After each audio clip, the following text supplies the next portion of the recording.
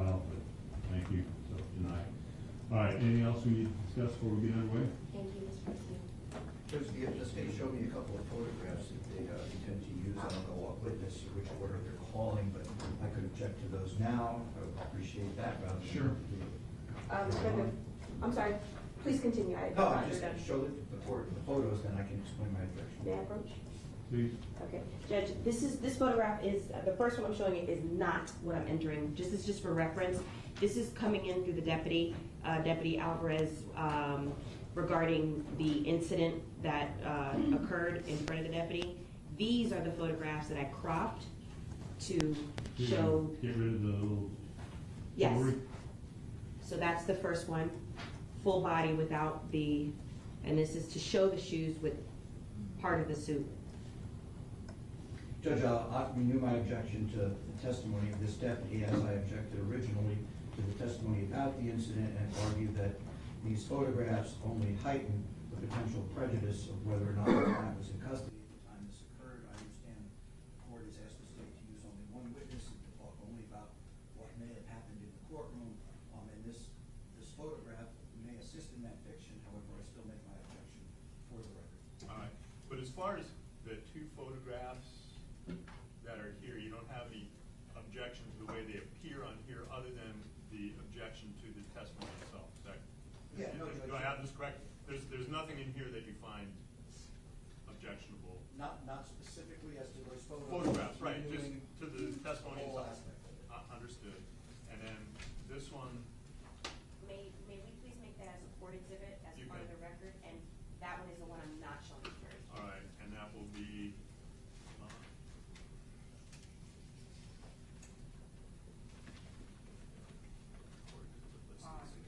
Court Exhibit 5, which is a full picture. Thank you. Thank you, Judge. And I will then not be contemporaneously objecting to it. Well, you're not objecting to the photographs themselves, you're objecting to the whole line of testimony. Yeah, just wanted to That, make sure. that objection is reserved Thank you. without having to renew it at the time. Thank you. On behalf of Mr. Miller, it will also regard objections to the line at this point. And that will also be noted and preserved without having to bring it up contemporaneously again. You want to join in that? Sure, yes. Okay. What he said. Okay. What I said in response to what he said. Good morning, Your Honor. Alexandra Buck on behalf of the state. The other thing that I just wanted to put on the record is that our first witness will be the T-Mobile records custodian. The records for all of the phone records we received in this case that we plan on entering are on this USB. I have shown the USB and the records on it to all defense counsel. They reviewed it. Mr. Kimon brought up the fact that the part of the file that we received from T-Mobile when we get records is the actual search warrant and affidavit that's sent. So we were all in agreement that we were going to delete that particular file off of each file for each defendant's phone number that we have on here. So that was deleted from Mr. Kimon. We watched it and there was no objection. Is that correct, counsel? Yes, sir. Yes, Your Honor. Yes, Your Honor. Okay. So, we ready to get underway? Judge, just with regards to the phone records, we just filed a motion to suppress. Phone records were included in that. I'm not re-raising that issue, that objection at this time. All right, court's ruling on that will stand. Your objection and motion are preserved. If there's nothing further, we will bring them out. Bring them out.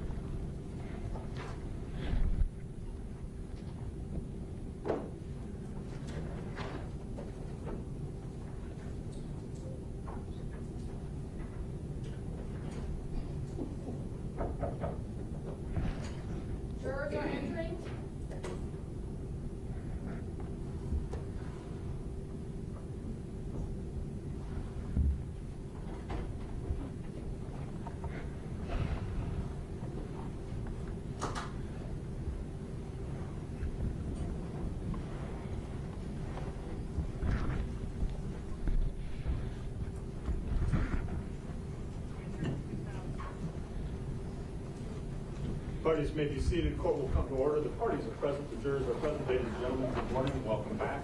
You all had a nice weekend. All right. I trust you're all able to follow the court's directions. Very good. Thank you. All right. State, call your next witness. The state calls Ricardo Leal.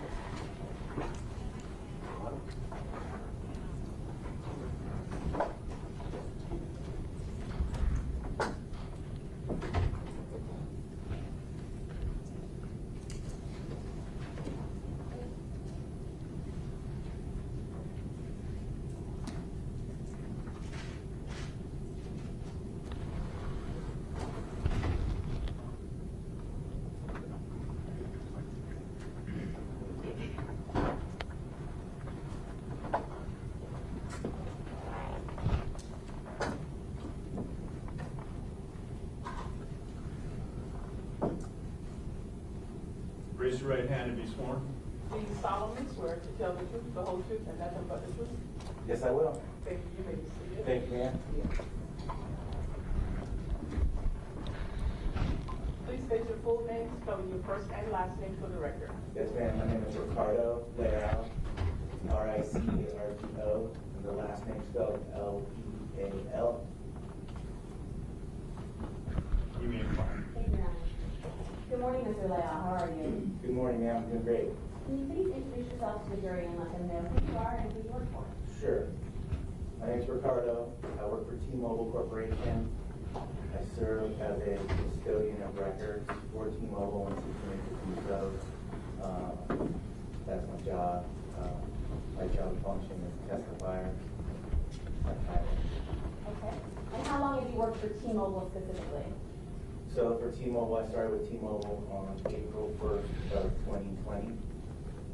Okay. And prior to working for T-Mobile in 2020, who did you work for? I worked for Sprint Corporation, which is another telephone company.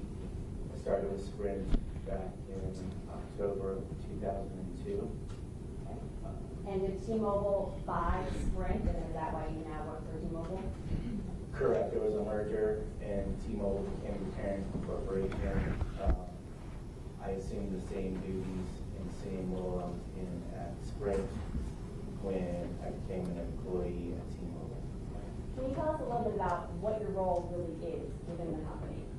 So it's basically, I've worked with the records for my tenure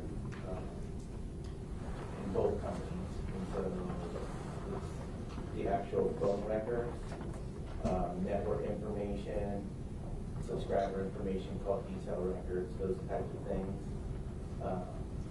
And that's pretty much it. The foundation of work. When I started, I would review a legal demand and then send out the information that is being asked for through the legal process. And you say legal demand, is that basically a search warrant? Could be any of the above, but yes, ma'am. Subpoena, search warrant for asking for legal information, which is typically phone records. All right. Now, I know this is going to sound like a silly question, but what kind of company is T-Mobile? It's a telephone company. Cellular also? Cellular, correct. Now, in addition to Sprint, is T-Mobile also the parent company for Metro PCS as well? Yes.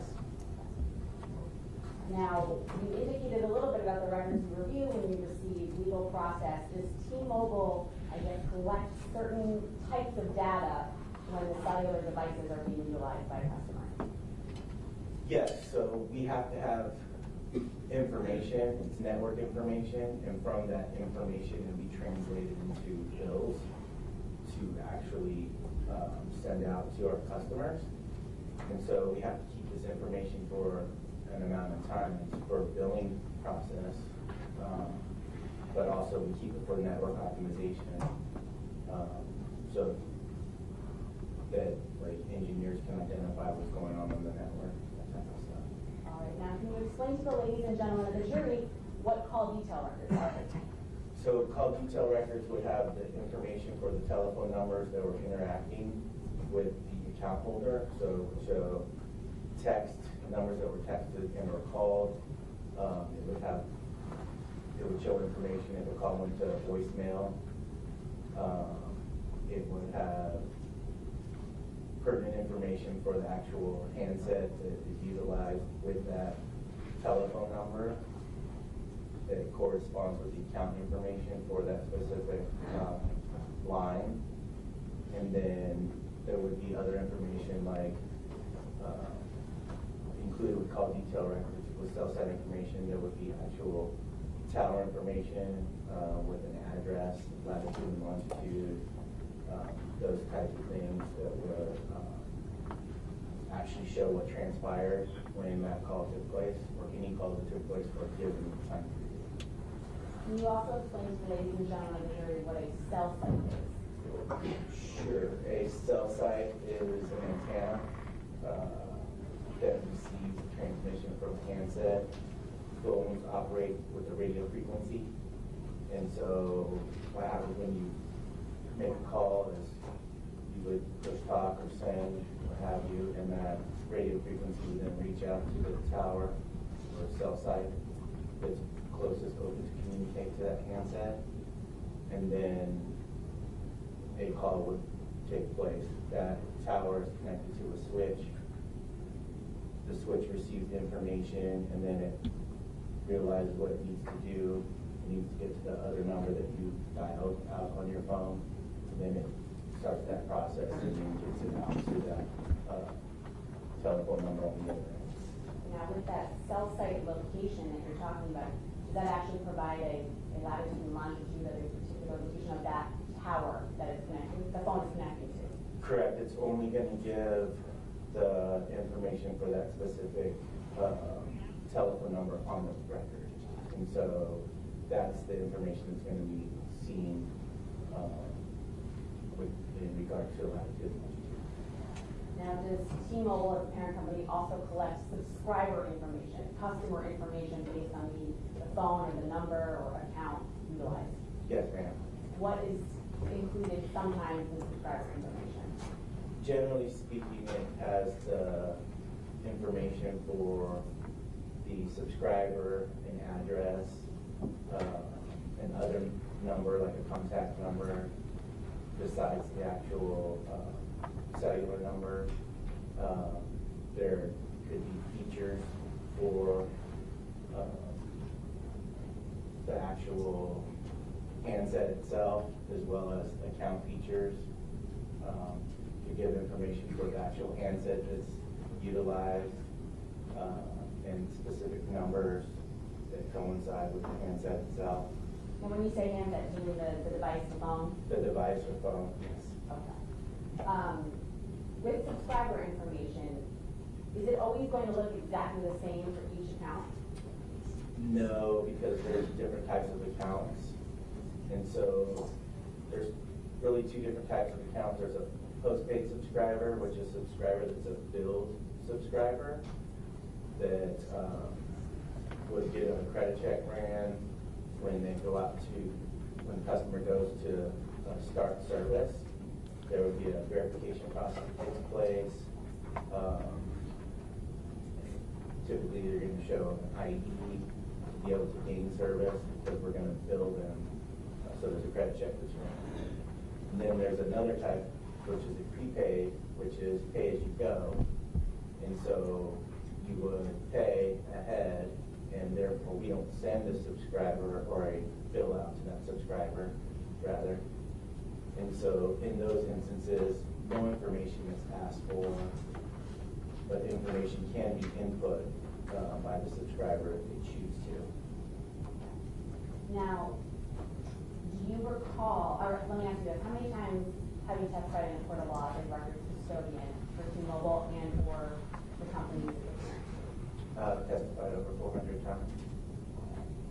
So was T-Mobile sent a legal process or a search warrant in this case for phone number 954-867-8340 with I guess a tracking ID from T-Mobile of 1937650. Yes. And was it also sent legal process for number 754-207-1410? with a tracking ID of 1976801. Yes, ma'am.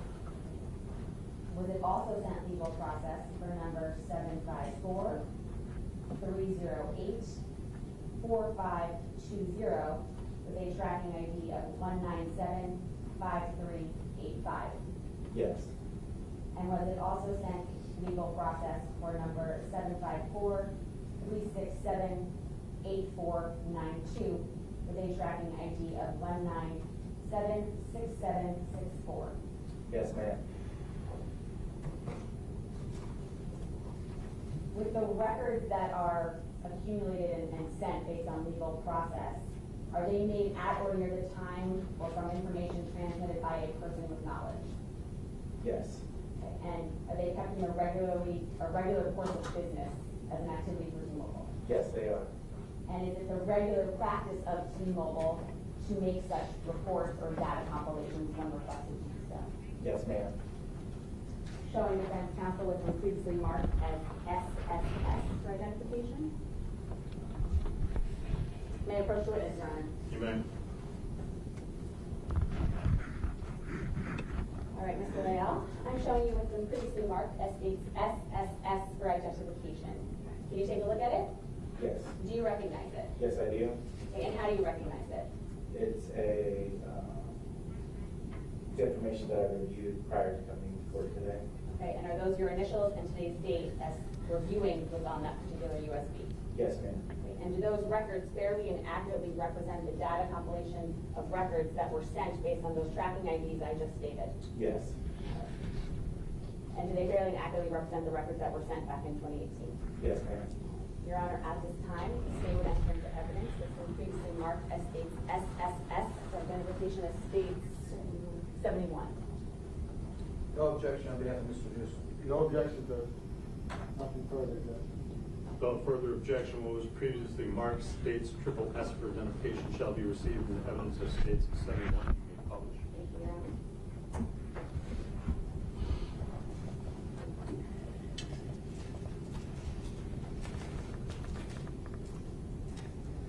All right, Mr. Leal, I'm showing you what's been entered in state 71. And I just want to show the ladies and gentlemen of the jury what you're actually talking about when you see these records. Sure.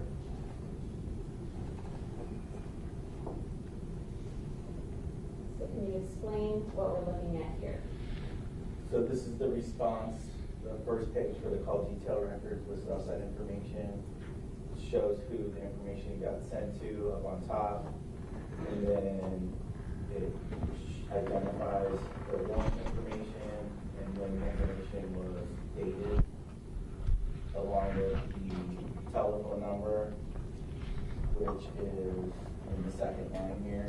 That's the information that goes back to 954-867-8340. And then also identifies that the information is kept in universal coordinated time, which is much like Greenwich Mean Time. You have to do conversion to get it back to Eastern Time. For this time period, it would be -4 hours. You would have to subtract from the timestamp to get it to actual Eastern Time. I'm just going ahead and give that information out now. It's on here. Sure. And then by the columns, if you start on the left-hand side, basically goes through with the information for the calls that took place for that given time period. And it gives you introspect to what's actually transpiring on the network. So this is pre-build information. And like I said, it shows the international local subscriber identity and the IMEI, which goes back to the actual device or telephone number. It also has a completion code, their service codes for what actually transpire, the switch name, the first site ID, the information that actually goes back to the latitude and longitude, along with an azimuth, which would give orientation to where the handset would be utilized. Okay, now, zoom in for a second. The completion code, where it says completed successfully, or abnormal completion? What's the difference there? So a completed call would mean that it was completed. If it's abnormal completion, it was an incomplete call, so it didn't go through. But it still shows that it was an attempt or it was on the network. Now we see moving over switch name, cell site, sector ID, and tower information. Is that what you're talking about when it comes to cell sites specifically? Correct. That is the cell site information, so that would all give light to that information for the actual tower that was utilized for the transaction.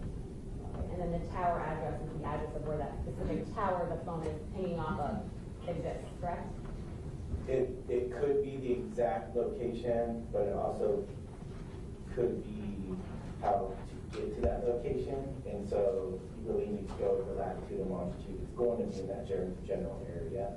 Okay, but the latitude and longitude are the more specific location, correct? Yes, ma'am. And let's just- what are we looking at here? So this is subscriber information for the number ending in 4520. It also has who the information was sent to. So here I see there's no subscriber name or address. What does that tell you? So that's prepaid. It was with Simple Wireless, which is a prepaid component. Like I said earlier, with prepaid there are no requirements because we're getting paid up front. And so no information is asked for.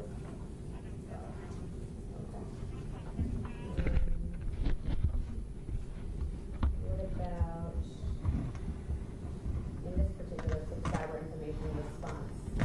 It's a little different than the one we were just reviewing. Correct. And this is for the number ending in 8492. Scroll down a little bit so I can look at the modifier.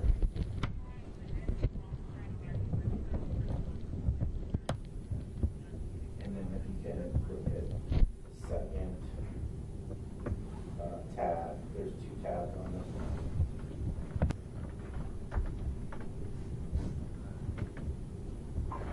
This one says it's with T-Mobile. But basically, it gives subscriber information as well as an address. So that's the difference between a prepaid and a different type of account with T-Mobile, correct? Correct.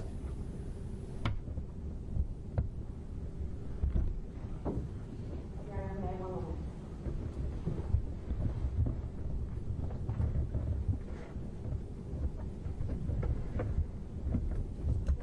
Yeah, all right, no further questions. Thank you so much, Mr. Vidal. You're welcome, ma'am.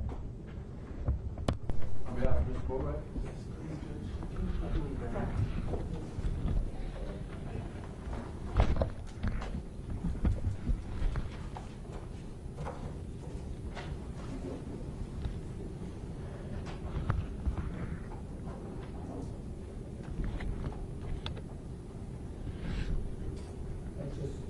Good morning, sir. Good morning, sir. I just wanted to make sure the jury understands the kind of address that we see here on the first tower address. Am I correct that that is the tower that the call pings off of when either when it is either making a call or receiving a call? So with the address, so the first tower address, there's an address there, and it could be that specific address is where the tower is located. But you really have to use the latitude and longitude to show the exact location of the tower. It's going to be the general area of where that tower is located. Correct? But just so that the jury doesn't misunderstand, that is not the location, the actual location of the phone. Correct. Correct. All right. The phone is somewhere else. That is just the tower that the phone pings off of when it either makes or receives a call, correct? That is correct. And are you familiar with what the general radius is of how far away a phone would be when it is pinging off one of these towers? So with T-Mobile, the amount or distance they've given us in a typical city, normal populated city, it can be as little as a third of a mile to 2.5 miles away from that location. Okay, so between 1/3 and 2.5 miles away from that location. Now, is that assuming that the call pinged off of the first tower that it was sent to? It's going to be correct. It's going to be what shows up on the record. And so all we can tell as custodian is this is what transpired. Like, we don't know what didn't happen. Right. We only know what happened. So in other words, sometimes, am I correct? Sometimes someone makes a call, it goes to a tower, that tower is busy and doesn't, the call doesn't end up utilizing that tower, it goes to a second tower. Am I correct in that? It could happen, yes. That's it. Nothing further. Thank you. Just briefly, do you have any idea how often that does happen, that it gets sent to another tower? Very small amount of time, isn't it? I would think so, yes. I mean, I could see it if Jacksonville won Super Bowl here in Jacksonville, you know what I mean? Or the Miami Heat won, you know, those certain times like that, if there was a catastrophe. Not under normal circumstances. Not under normal circumstances. Thank you, sir. No questions, sir. Thank you. You'll be right, Glenn. Thank you. Thank you. You are excused. Thank you, Your Honor.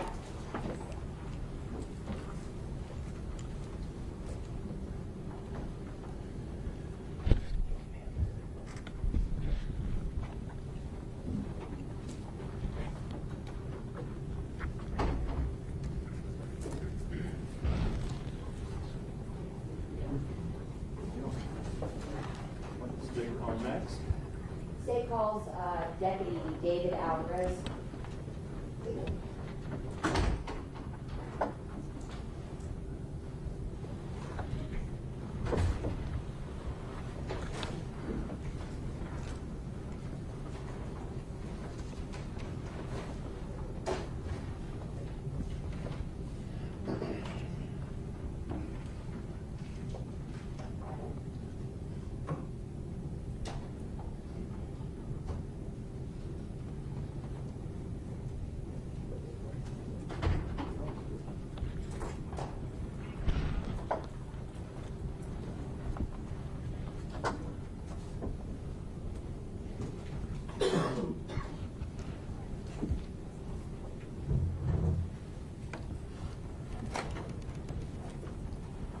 Raise your right hand and be sworn. Do you solemnly swear to tell the truth, the whole truth, and nothing but the truth? Yes, I do. Thank you. Please state your full name, spelling your first and last name for the record. David Alvarez, that's Delta Alpha Victor India Delta, Alvarez, Alpha Lima Victor Alpha Romeo Echo. Let me inquire. Good morning, Deputy Alvarez. Could you please introduce yourself to the jury and tell us where you work? Good morning. I'm Deputy Alvarez. I work for the Department of Detention here at Broward County Sheriff's Office. How long have you worked for BSO? I'm going into my 25th year. No prior law enforcement experience, I take it? No. All right. Now, I'm going to direct your attention to the current case that we are in trial here for today. Now, part of your duties is to transport people who are going to testify that are in custody, like, for example, Robert Allen, correct? Correct. And there was an incident that occurred while you were transporting and escorting Robert Allen to court? That is correct. Okay. During the time, and it was for this trial, this current trial before this jury? Yes, ma'am. Okay. One of the times that you were transporting Robert Allen to testify for court, there was an incident that occurred while you were escorting him, correct? That is correct. Tell us who was present, meaning not personnel, but civilians. It was yourself, Robert Allen, and there was a second individual that was present, correct? There was a Sergeant Brown. Sergeant Brown. I'm talking about not deputies. There was a non-law enforcement person that said something to Robert Allen, correct? The person that said something to Robert Allen was Newsom Trayvon. Okay, so I'm gonna talk about what was said and how you know it was Trayvon Newsom that said something to Robert Allen, okay?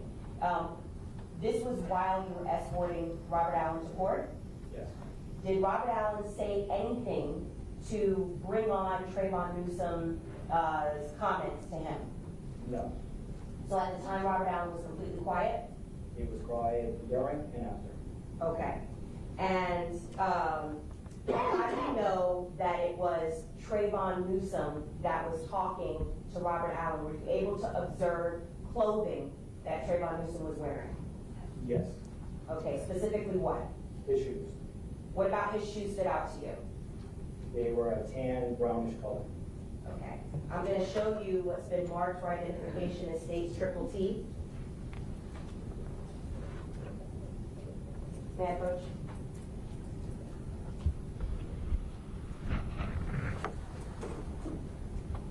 Do you recognize states triple T?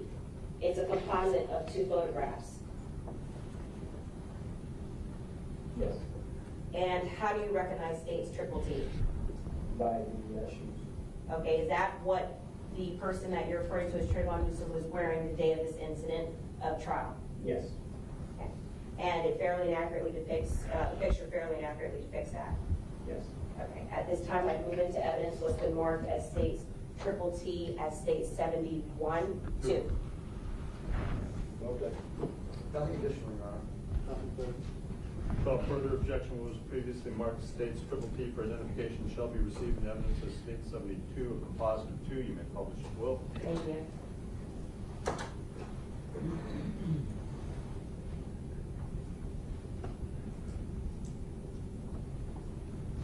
you. Okay, I'm going to show you what's been entered into evidence as states 72, which is one of 2 of 72. So do you see the person that is in that photograph here today in court? Yes, ma'am. Can you please point him out by an article of clothing and where he's seated? But I'll stipulate the identification.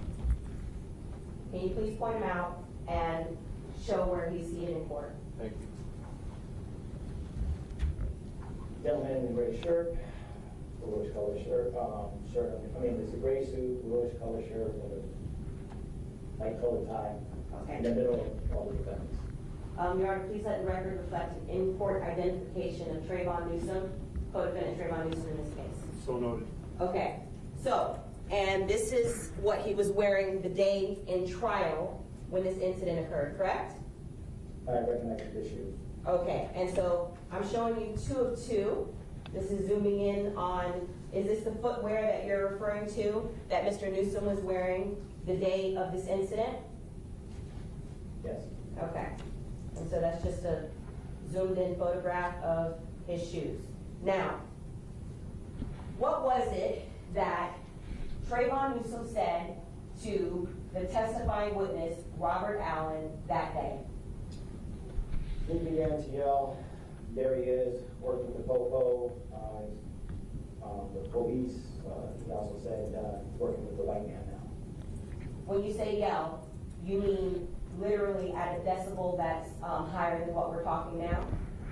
Yes, loud enough for anyone to hear. Okay. How close was Robert Allen to you when this incident occurred? Within 3 feet. And were there any explicatives that Trayvon Newsom said to this testifying witness? Yes, there were other obscenities. The word bitch came out. It was something bitch or bitch something. But I just said obscenities because I didn't want to ad-lib. I know bitch was used, but as I was escorting him here to court, I didn't pay attention too much in court what was being said, but what stood out and what I'm testifying to, that he did call him the popo, said he's working for the police, and he's working for the white man now. Okay, and what, if anything, did Robert Allen say as a result of that? Didn't say anything. No further questions. Good morning, Deputy. One question for you, sir. Have you ever been accused of something you didn't do by or someone you thought was your friend? Objection, Judge.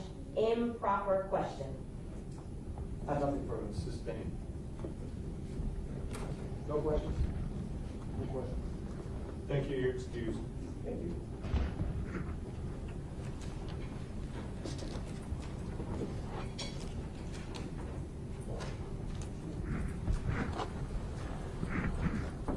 State claim next. State calls Jennifer Rodriguez.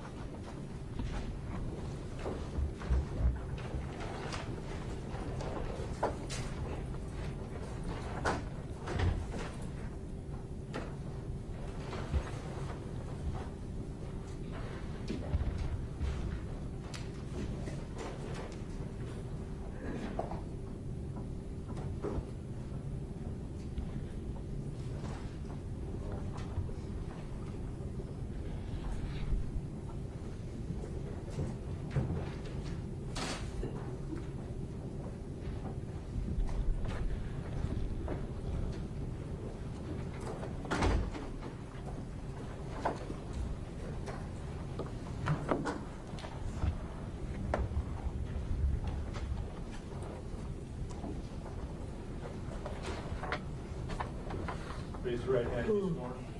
Do you solemnly swear to tell the truth, the whole truth, and nothing but the truth? Thank you, ladies and gentlemen.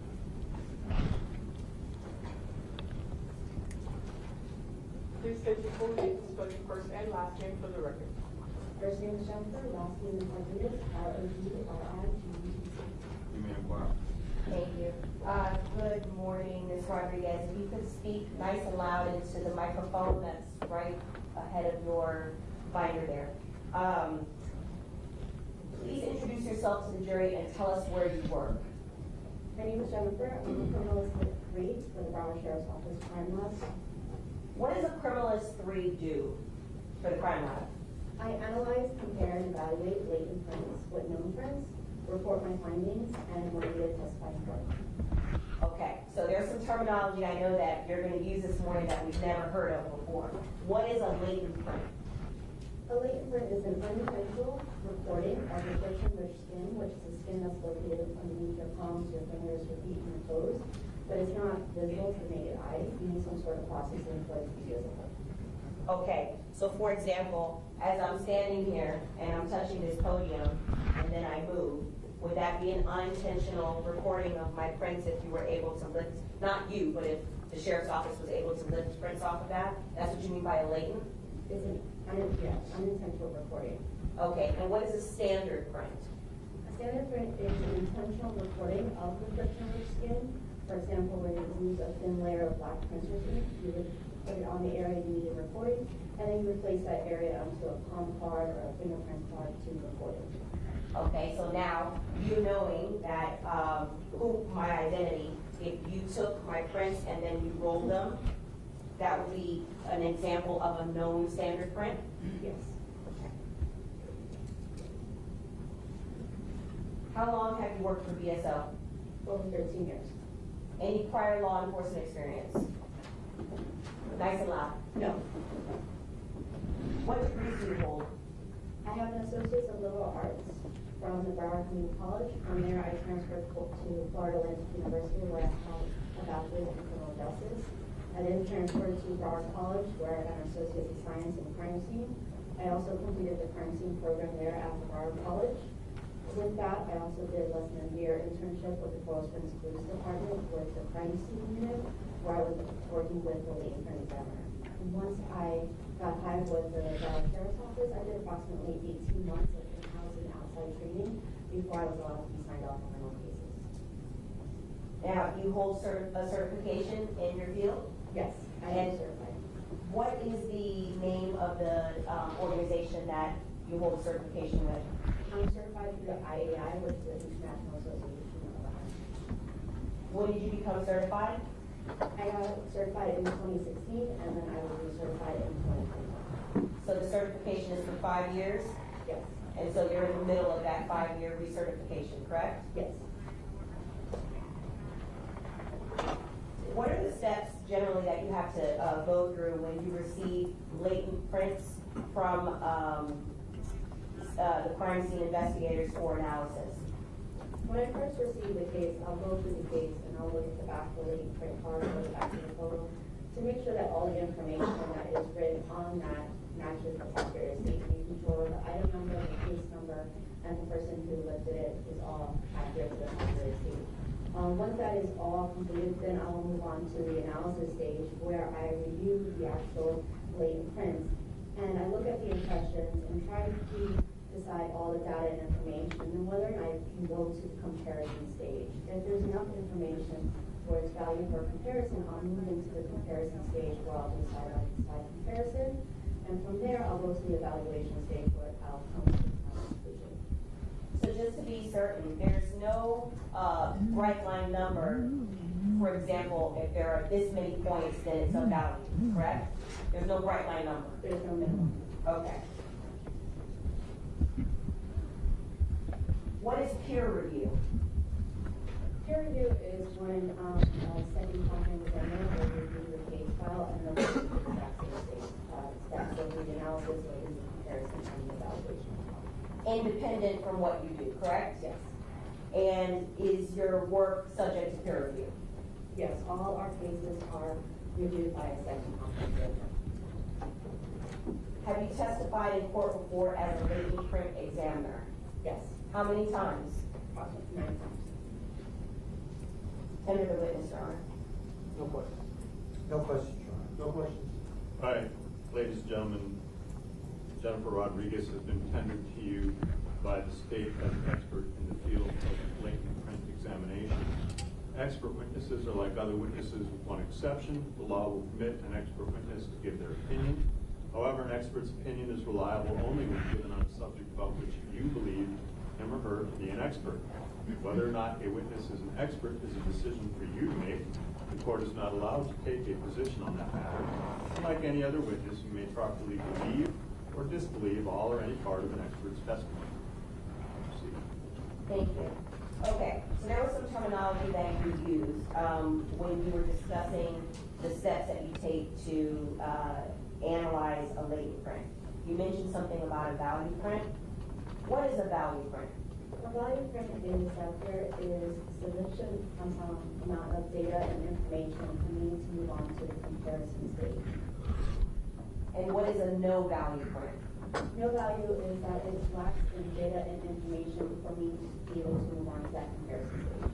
So when we're talking about the data that you're looking at, okay, you're looking at this under a microscope at a specific print, correct? I'm looking at it under the magnifying glass. Okay, and what is the data that you're looking at? There's different levels that you're looking for? I'm looking at level 1 detail, if I can distinguish if it's part of the finger, if it's part of the palm. If it is part of the finger, can I distinguish what kind of pattern it has? I'm also looking at level 2, which is unique characteristics in the actual impression. And I'm also looking for level 3, which would be ridge structure. Okay, so when you mention unique characteristics, are you talking about the patterns on our fingertips, for example, that are unique to an individual? The unique characteristics that I'm looking for is things such as bifurcations, where a ridge may split, an ending ridge where the ridge comes to an end. It could be islands. It's those unique characteristics that I'm looking at. Do any two people have the same unique characteristics?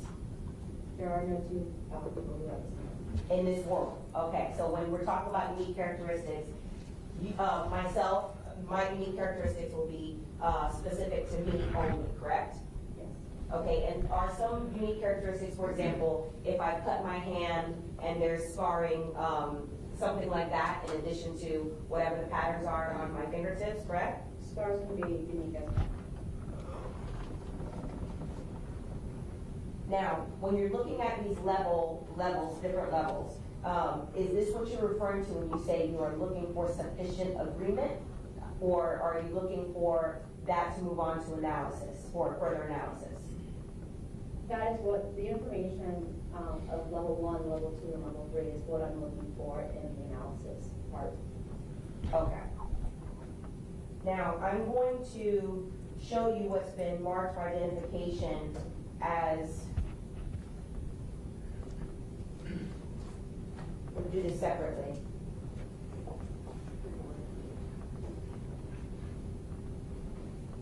States UUU, triple U, for identification. States triple V for identification.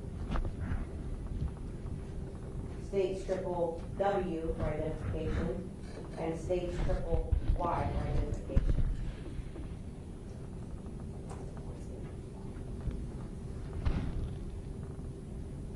And while we're looking at, while the defense is reviewing the exhibits,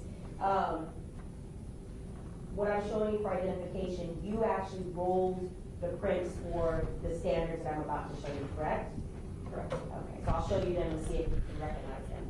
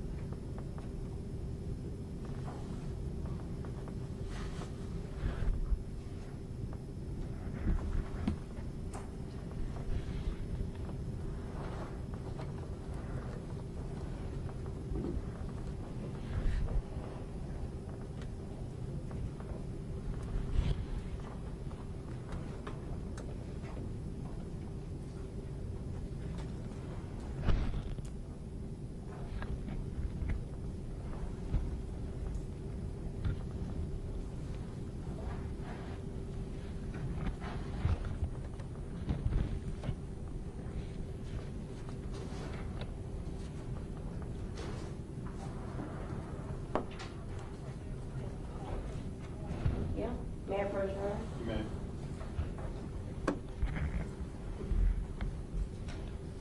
I'm showing you first what's been marked for identification as states triple U. It's a composite of 4 items. No, excuse me, 1, 2, 3, 4, 5 fingerprint items. Can you take a look at states triple U?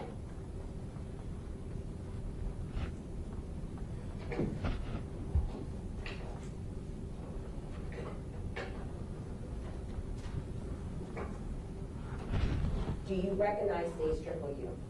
Yes. How do you recognize it? These were the gold prints that I did on September 5th, 2018, and my initials are on there. And back of the bars state my first and last name and my CCN person. Does it also have the lab number that correlates with this case? Yes, it is completed with my initials. And may I believe the lab number is 187199, that's it there? Yeah, 18-7. Okay, 7119, sorry. And are the items fairly or substantially in the same condition as when you originally rolled them back in 2018? Yes. At this time, I move into evidence, states triple U is the next numbered exhibit, 73. No objection. No objection. No objection. Without objection, what was previously marked states triple U for identification shall be received into evidence as states 73. Okay, I'm now showing you what's been marked for identification as states triple V. Could you please take a look at that and tell us if you recognize it?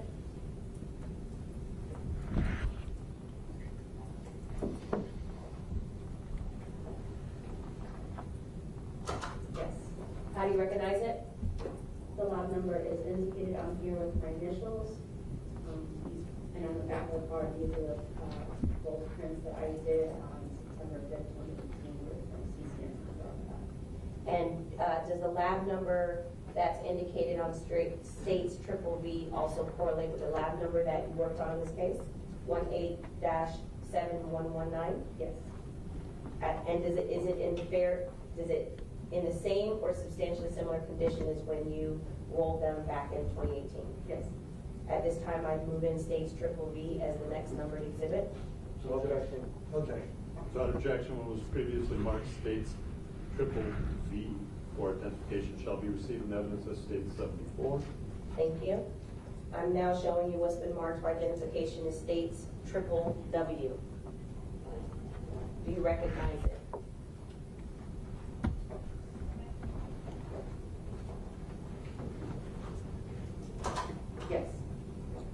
how do you recognize states triple W? The lot number is indicated on it with my initials, and on the back of the card, it has my first and last name, the date that it was done with my CC. The lab number correlates with the lab number that you worked on in this case, 18-7119. Yes. And is it in the same or substantially similar condition as when you rolled them back in 2018? Yes. At this time, I move into evidence what's been marked for identification as states triple W as the next numbered exhibit. Objection. Objection. No objection. Without objection, what was previously marked states triple W for identification shall be received in evidence of states I. I'm now showing you what's been marked for identification as states triple Y. If you could please take a look at that and tell us if you recognize it.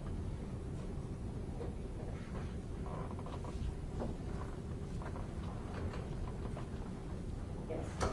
How do you recognize it? The lot number is indicated on it with my initials, and on the back of the card has my first and last name, the date that it was done, and my CC. Is it in the same or substantially similar condition as when you rolled them back in 2018? Yes. And the lab number correlates with the lab number that you worked on, 18-7119? Yes. At this time, I move into evidence what's been marked for identification as states triple Y as the next numbered exhibit. Objection. No objection. Without objection, what was previously marked states triple Y for identification shall be received in evidence as states 76. You may publish all at will. Thank you.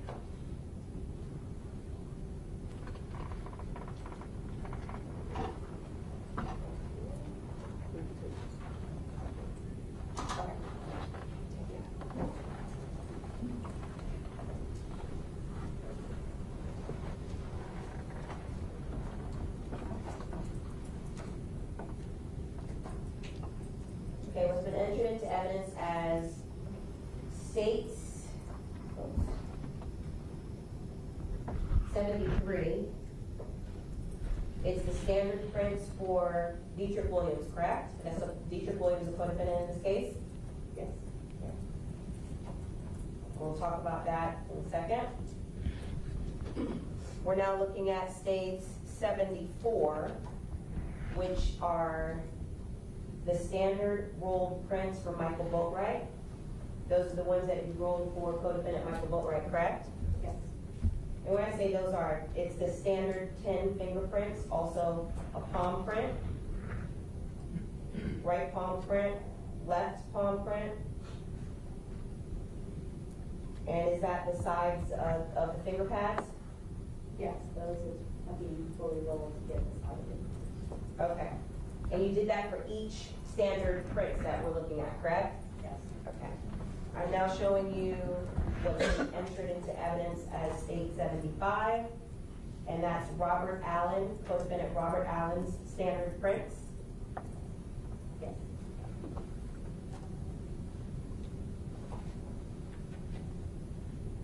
Right, left palm print, and then the sides of the finger pads.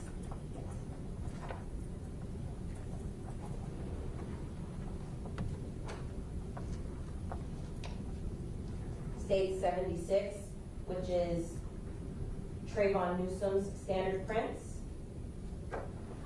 Yes.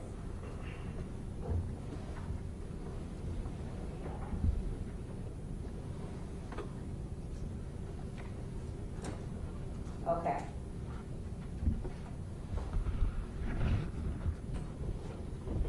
Now, let's go over what you received in this case in terms of latents, okay? Starting with, there are several times that you received, like the evidence trickled into you and you would analyze it contemporaneous as it came in, correct? Yes. All right, so let's talk about the work that you did for a report authored from June 22nd of 2018. Your Honor, may I use my notes? First, let's detail, there were 3 items that you received as latent prints, unknown prints, correct? Yes. And so as we go through each one, I just want this to be clear. Each time you're analyzing evidence, the latent is the unknown, correct? Yes. And then you're going to analyze it and see if you can compare it to the known, which are the standards that we're taking, correct? Yes. Now, if there's a comparison that you can make from the known to the unknown, what are the three things that you're looking for? You can possibly eliminate the known as the person that left the latent, correct? Exclusion. Exclusion, which would be an elimination. What is the second thing that might be an option? Identification. Okay, which means, in our layman's terms, that means that the prints match. I know that's not what you use, but there's an identification, correct? Yes. Okay, and what's the third option? That would be inconclusive. Inconclusive. Now, inconclusive, that third category, that means that there's insufficient data or insufficient information for you to make an elimination or an identification? It's inconclusive to make an identification or exclusion, because there's subcategories with that. Okay, and so remember that example that I gave when I'm touching the podium? You remember that a little earlier?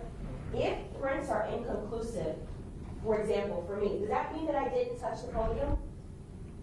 No, it means that the information there is inconclusive. That maybe there was sufficient information, maybe, for example, if I'm a sweater, meaning I like to sweat or my finger pads sweat, could that be a reason why there's insufficient prints left in order for you to make an identification? It could be like the latent became insufficient. Could be that the known standards that are received may be missing an area that I need to do the comparison. Okay. There's other subcategories for that. Let me ask you. So it could be that I just naturally sweat and I didn't leave enough detail in order for it to be lifted, correct? I'm asking you about different options. Is that one of the options? Rephrase, please. Are there options, for example, that a person could be the way that the person left the print?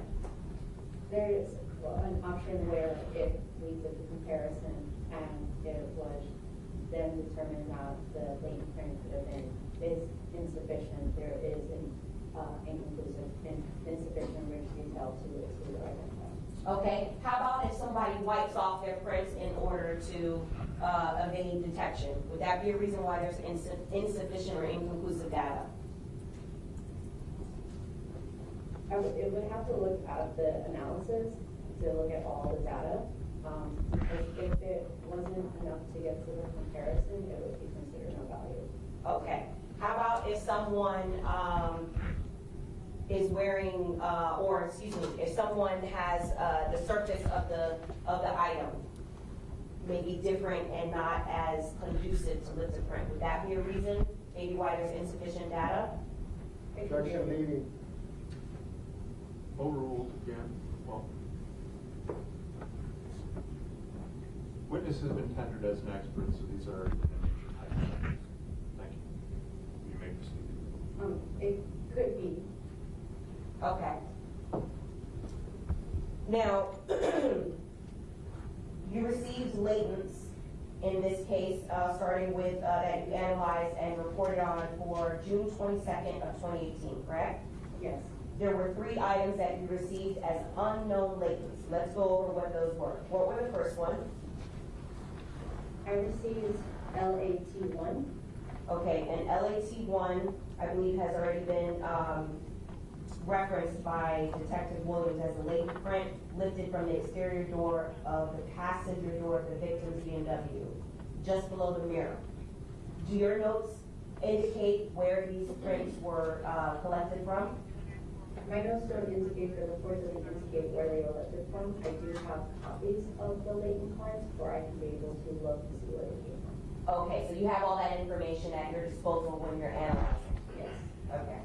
And what was the second latent that you received? LAT2.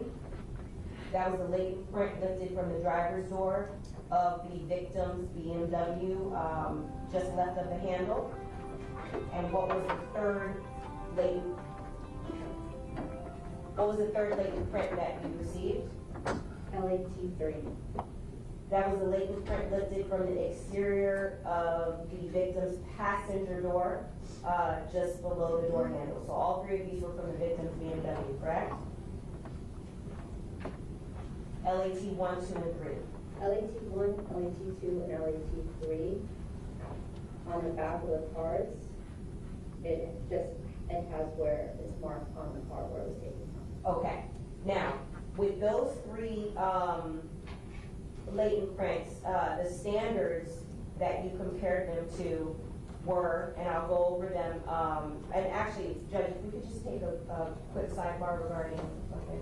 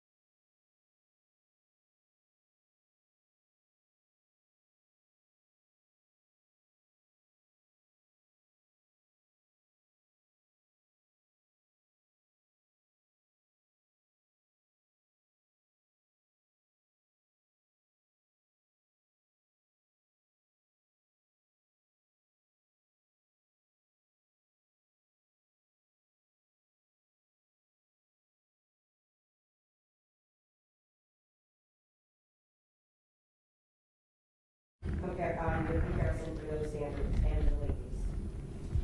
Once I receive the latent cards and the photos, I'll do an analysis on it. I'm looking for that data and that information. And if I have that, then I can be able to move on to the comparison stage and do the comparison where I do a side-by-side comparison of the known standard and the unknown latent. And then I'll come to the evaluation with the conclusion. And work that you did with respect to this analysis was a subject to peer review, as you discussed earlier. Yes. What were your findings that you reported on for June 22nd of 2018 with respect to these two latents? Starting with latent number 1, or LAT 1. LAT1 was no value. Okay. And that was, you indicated to us what no value means, so you weren't able to move on to analyze it for comparison or identification or anything, correct? I was not able to move on to the comparison. Okay. How about LAT2 and 3? Was there sufficient agreement as to that for identification? LAT2 and LAT3 were determined to be of value. They were determined to be of value. And were you able to make an identification as to LAT2 and 3? Yes.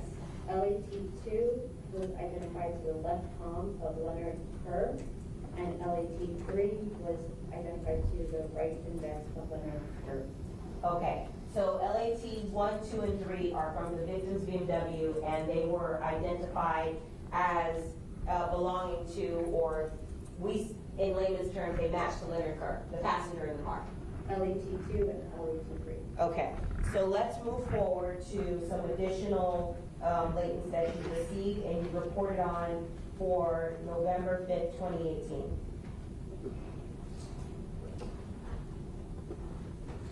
Let's go down the list, just like we just did for the June report, of what you received, and then we'll also talk about what were the standards. So we're first just talking about the latents you received from crime scene.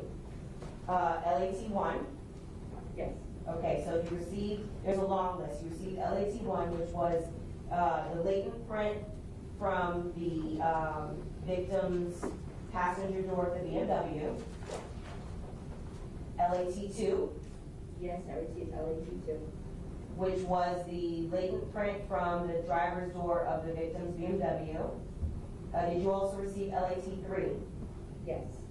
Which was the latent print of the exterior passenger door of the victim's BMW. How about SVL1? Yes. I believe that was a photo, a latent print image taken from the passenger door of the Dodge Journey. Did you receive SVL2? Yes. A latent print image of the rear passenger window from the Dodge Journey. Did you receive SVL3? Yes. Latent print image from the rear tailgate of the Dodge Journey. SVL4. Yes. Latent print image from the rear driver's side passenger door of the interior of the Dodge Journey. How about SVL5? Yes.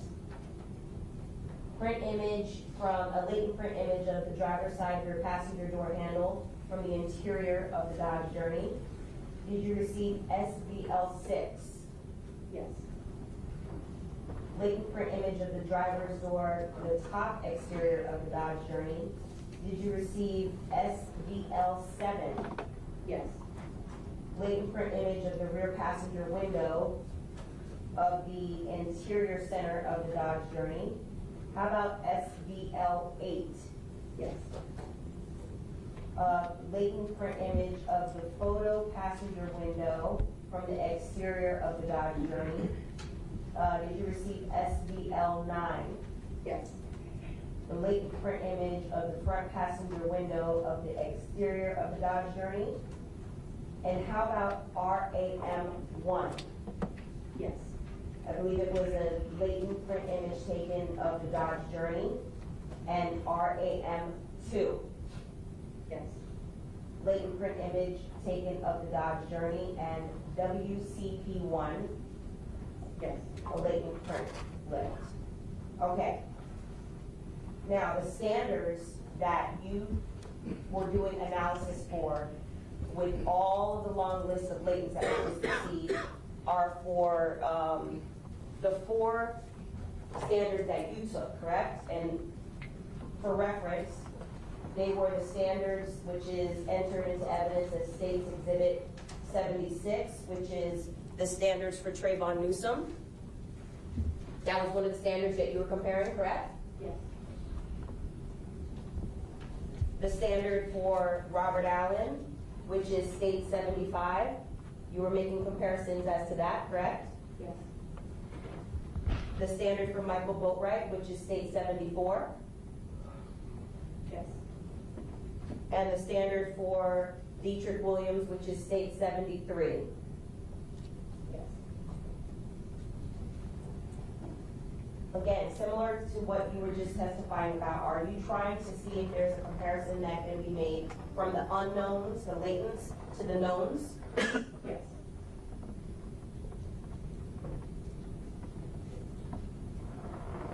Detail the procedure for your analysis, please, with respect to these items that were just discussed. Once I receive the latent prints, I do the analysis where I'm looking for that information and data to be able to go to the next stage, which is the comparison stage.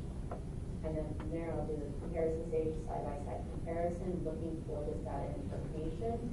And then from there, I'll go to the evaluation stage where I'll make my decision on Now, you did that for each item. I know there were over a dozen items. You did that for each item of the latents?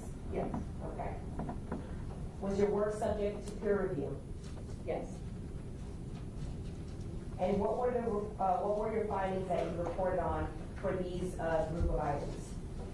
First, let's do it by the standards. Let's talk about states.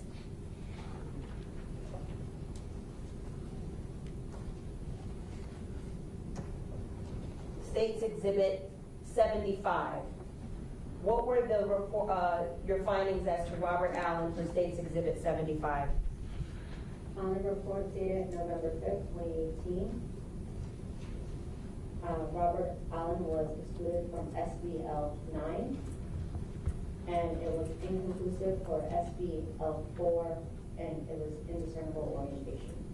Okay, so SVL 9, he was excluded, and that's from the photo image, latent photo print image from the front passenger window of the exterior of the Dodge Journey. He was excluded from that. He was excluded from SBL 9. Okay, and then inconclusive as to SVL 4. Let's talk about that. What does that mean? Inconclusive means I was unable to come to a conclusion of identification or exclusion, because it was indiscernible orientation, meaning that I did not know the correct orientation of the impression, and because of that, I was not able to exclude or identify. Now, excuse me, some of these words are words that some of us have never heard before. So when you're saying the correct orientation of the image, do you mean simply you don't know what it was?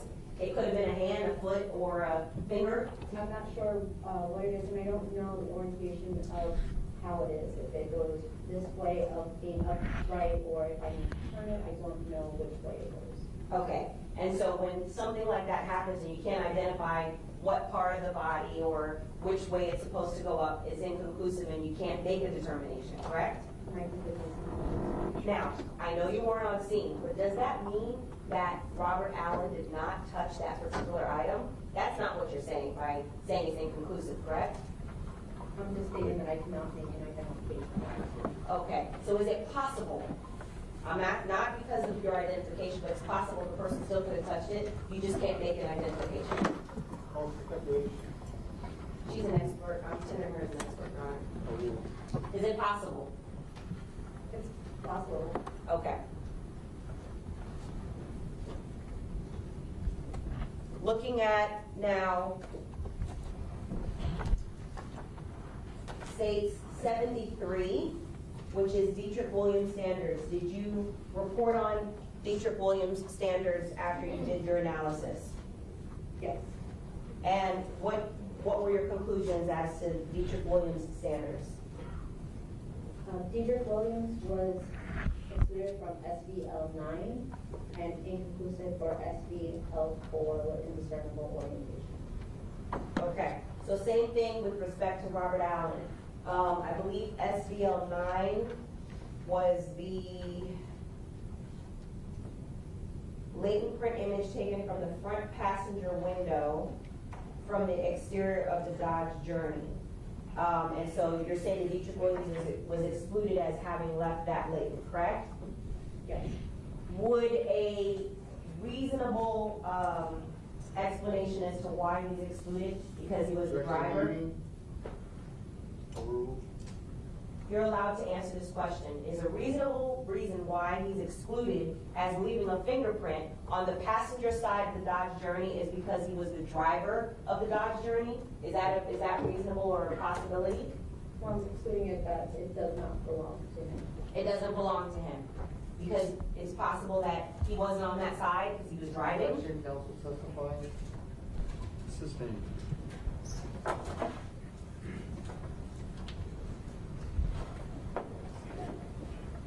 And inconclusive as to SBL 4.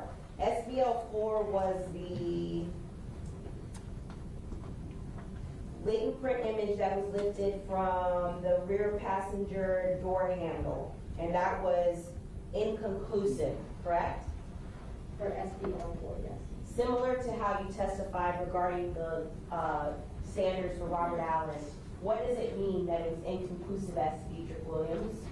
Indiscernible orientation, I don't know where it came from. I don't know what orientation it was. Okay, so that same latent lift, obviously it's not going to change as you are trying to compare it to the standard, but you don't know if it was up, down, or what part of the body it came from, so it's inconclusive. That's where I went up. Okay.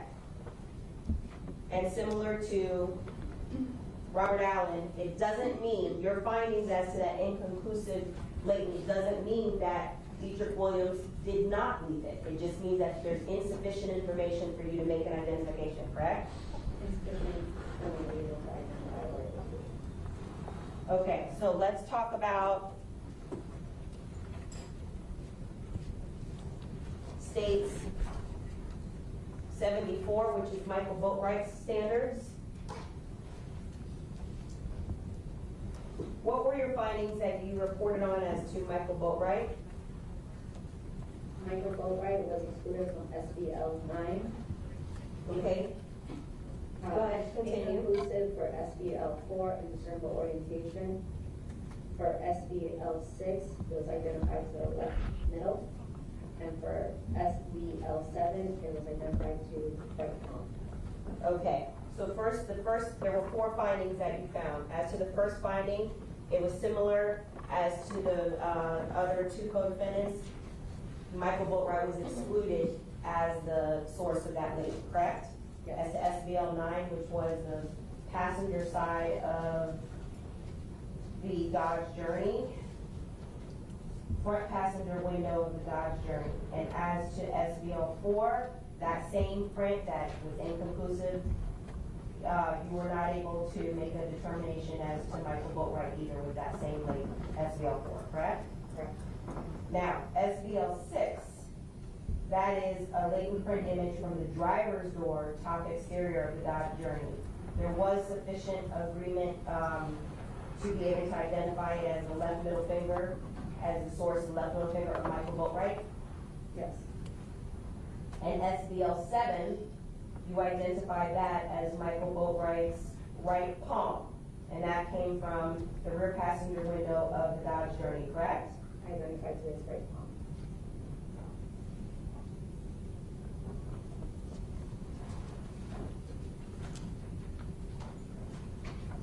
Let's talk about states 76, Trayvon Newsom's standard prints. Were you able to make any conclusions as to Trayvon Newsom? Trayvon Newsom excluded from SBL9, inconclusive SBL4, indiscernible orientation, and for RAM1, it was identified to the left palm. RAM1 was identified, so there was sufficient agreement as to RAM1, which was the photo image taken from the Dodge Journey, correct? Yes. Now, with fingerprints, there isn't anything that you can look at with respect to the latents or the standards to be able to determine when they were left, when the latents were left, correct? No, I cannot determine when they were left. You don't know how long they've been there. No, I do not know how long they were. And you don't make the collection of these. These were all items that were collected by crime scene and then submitted to the lab for analysis, correct? I do not know. Just one moment here.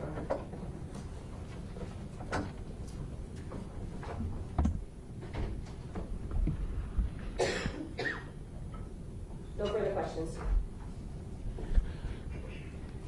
On behalf of Mr. Boatwright. Mr. Kamal, are you going to get any of these? I don't think so.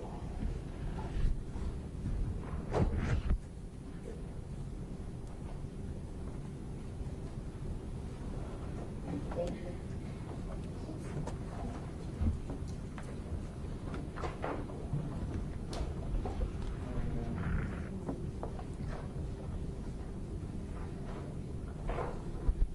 I want to start showing you what has been previously introduced into evidence as defense 5.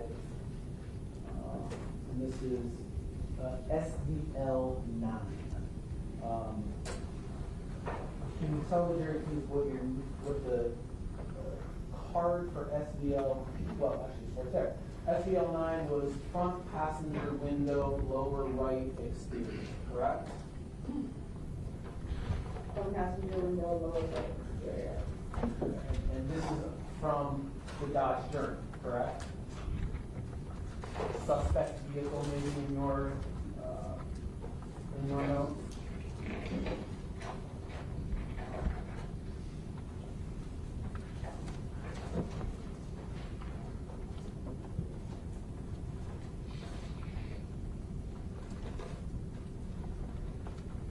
On the actual photo, SBL9,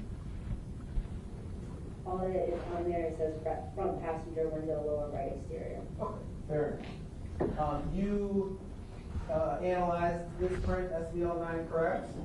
Yes. And this print was of value, correct?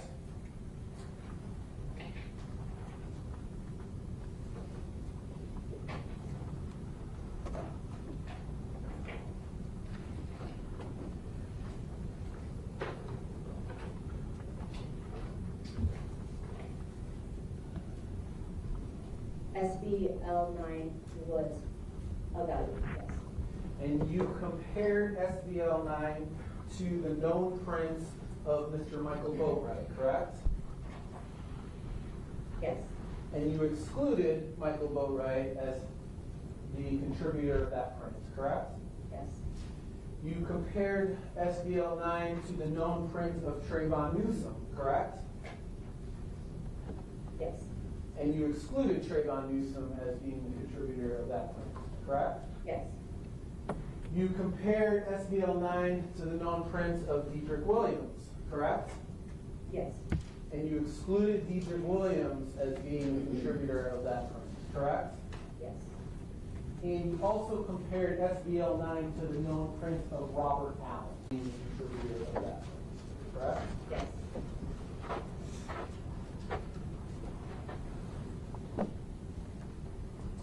You have never made a positive identification of SBL9, correct?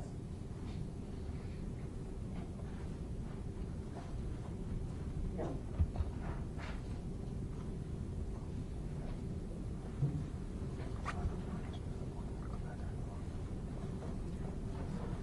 Showing you now what has been already introduced as defense 4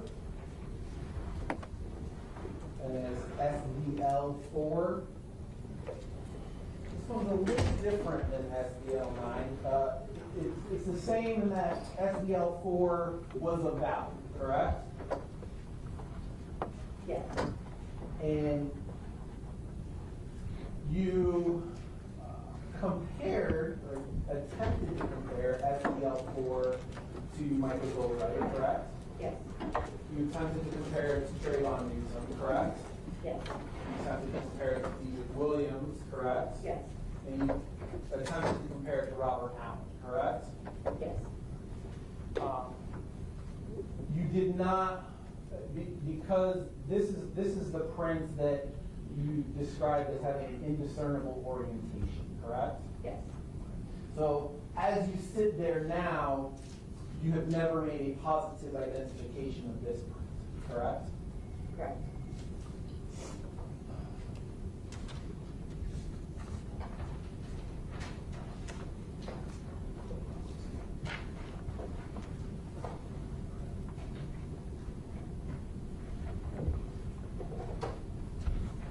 The prosecutor asked you about LAT 1, 2, and 3.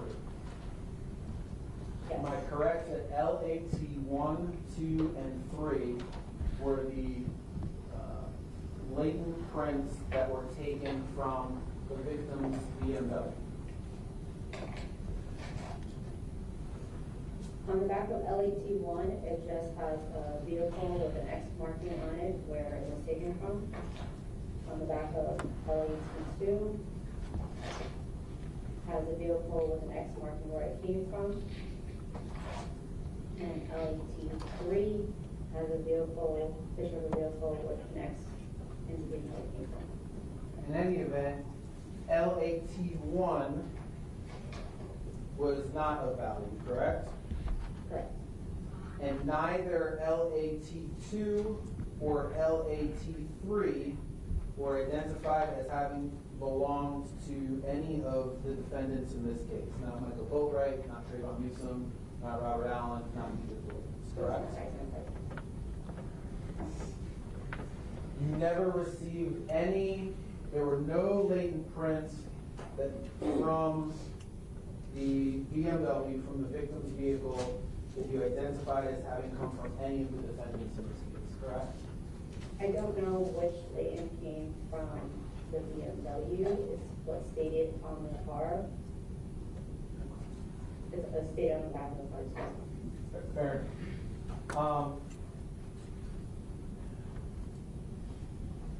Robert Allen, Trayvon Newsom, Diedrich Williams, and Michael Boatwright. Those weren't the only 4 known prints you were given for analysis in this case, correct? They were not the only ones. Okay. You were given Jose Onfroy's known prints, correct? Correct. You were given Tamisha Clark's known prints, correct? Yes. And you were given the known prints of someone named Ronald Oakland, correct? Yes.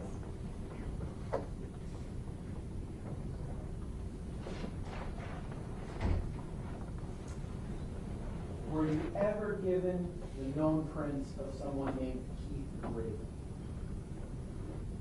Braley? Yes, ma'am.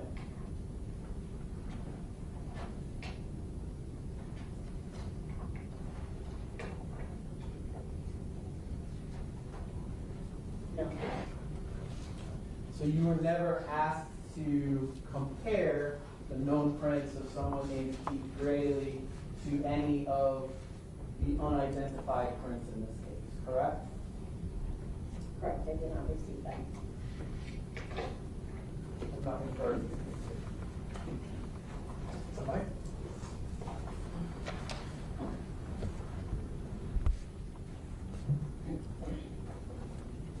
Good afternoon. Good afternoon. Ms. Rodriguez, you're an expert in fingerprint identification, correct? So you know the history of fingerprint identification in terms of being able to identify or exclude subjects in criminal investigations. Yes. So you would agree with me that finding a fingerprint on something such as, let's say, the Dodge Journey here, would indicate to you as an expert that that person touched that vehicle at some point in time, correct? Yes. And you don't know when they touched the vehicle. No, I can't determine what time or what day it was touched. Fingerprints have been around for a long time, haven't they? Yes. About how long? Over 100 years. Over 100 years.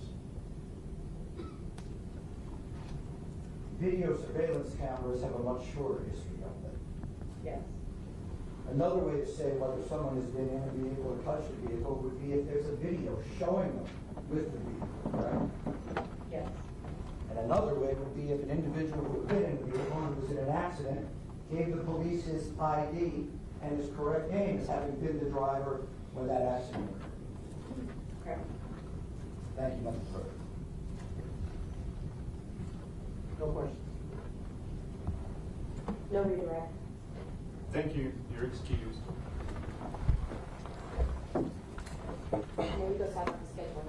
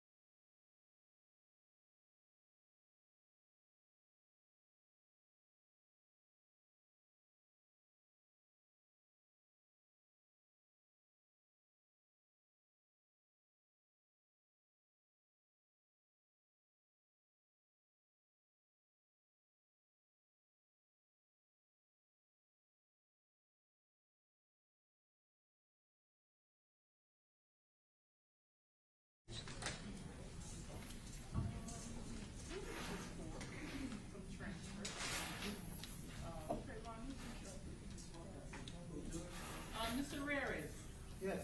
could I show you something, please? Sure. Oh, okay, so you know. Yeah, I was told about it. I'm sorry. Dan, Mark, you really just-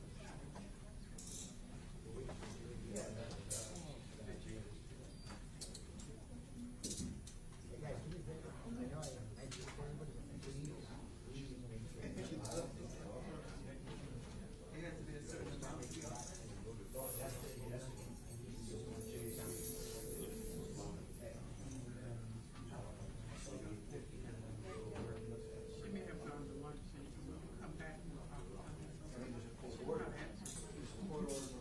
Hey, Deb, Mr. Rares is here. You want to explain to him about the issue with this?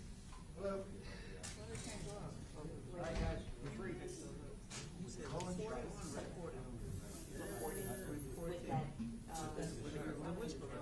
Reported. Okay, because I think she was saying recorded. It's all recorded with her too? Okay, got it. Thank you. All right.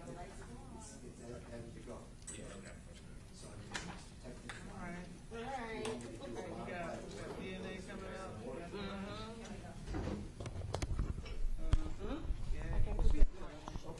Okay. I'm just fixing some mics and then we'll get out of your way. That mic died. It's not a big deal, especially now that it's lunchtime.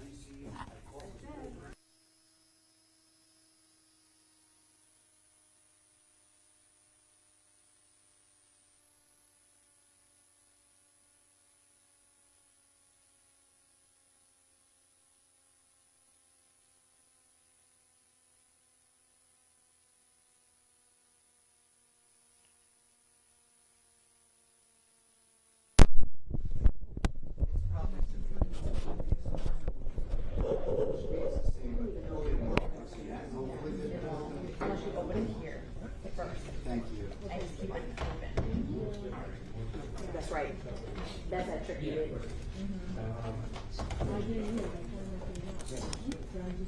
So when you, You know how to disable the yeah, I'm gonna call you when I come back. I'm trying to break to, like, I gotta do oh, this. Listen real quick. no, I don't think My you thing know. is, I said the day is not over. You know how this is gonna be a disaster, right? And he was like, yeah, it's still not overnight. And I was like, yeah, yeah, you know, yeah, you know.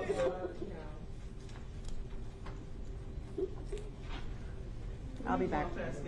Huh? What are you doing? I have work to do. I know, right? I'll be back. Bye, bro. You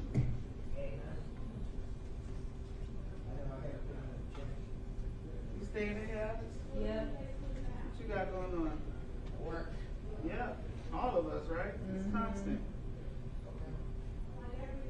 Never stops. If only these lunches could be 2 hours. I know.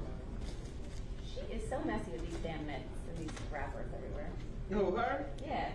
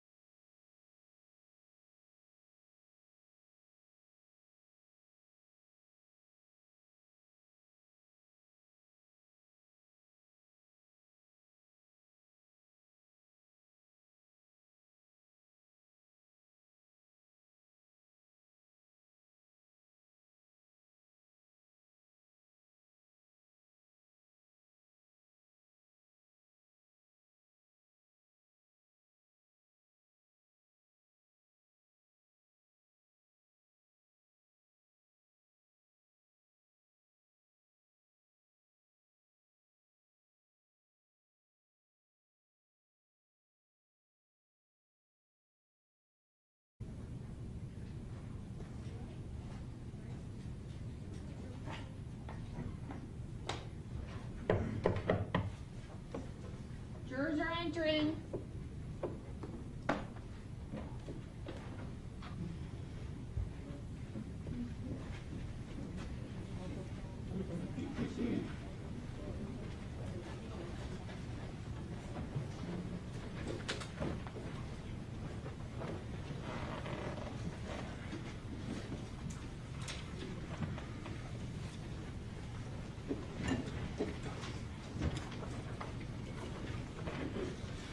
Parties may be seated. Court will come to order. The parties are present. The present, ladies and gentlemen. Welcome back. State, call your next. The state calls Nicole Einett.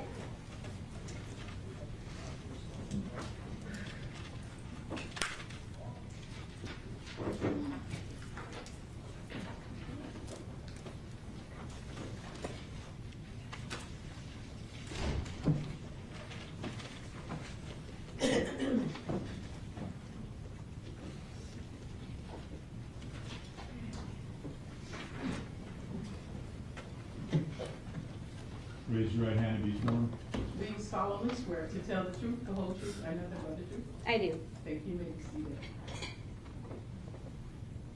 Please state your full name, spelling your first and last name for the record. Nicole Einett, Nicole, then Einett is IHNAT. Good afternoon, Ms. Einett. May I inquire, Judge? You may. Thank you. Good afternoon, Ms. Einett. Can you please introduce yourself to the jury and tell them where you work, please? My name is Nicole Einett. I'm what I'm called Criminalist 3, or a forensic DNA analyst from the Broward Sheriff's Office Crime Lab. I've been there since February of 2009. Do you have any prior experience being a forensic DNA analyst prior to 2009? Yes, I was employed with the Indiana State Police back in October of 1999, until which time I came here in 2009. Okay. What type of training and experience did you have to undergo to become a forensic analyst?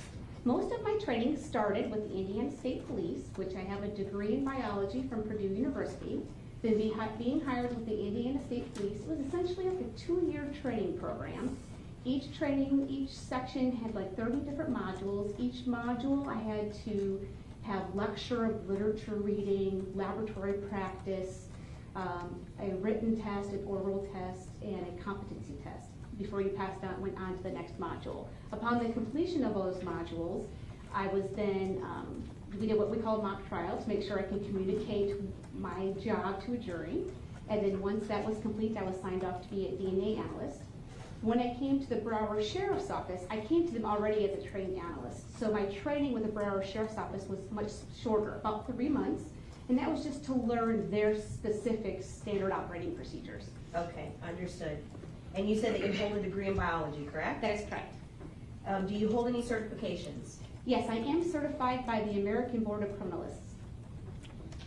And do you have to get recertified every couple of years, or is that an indefinite certification? You just have to maintain a certain number of training hours. You turn that in on an annual basis. So every 5 years, they make sure that you've met and exceeded their established training hours in different categories, and then you can keep your certification. Okay, and you're up to date with that? Correct.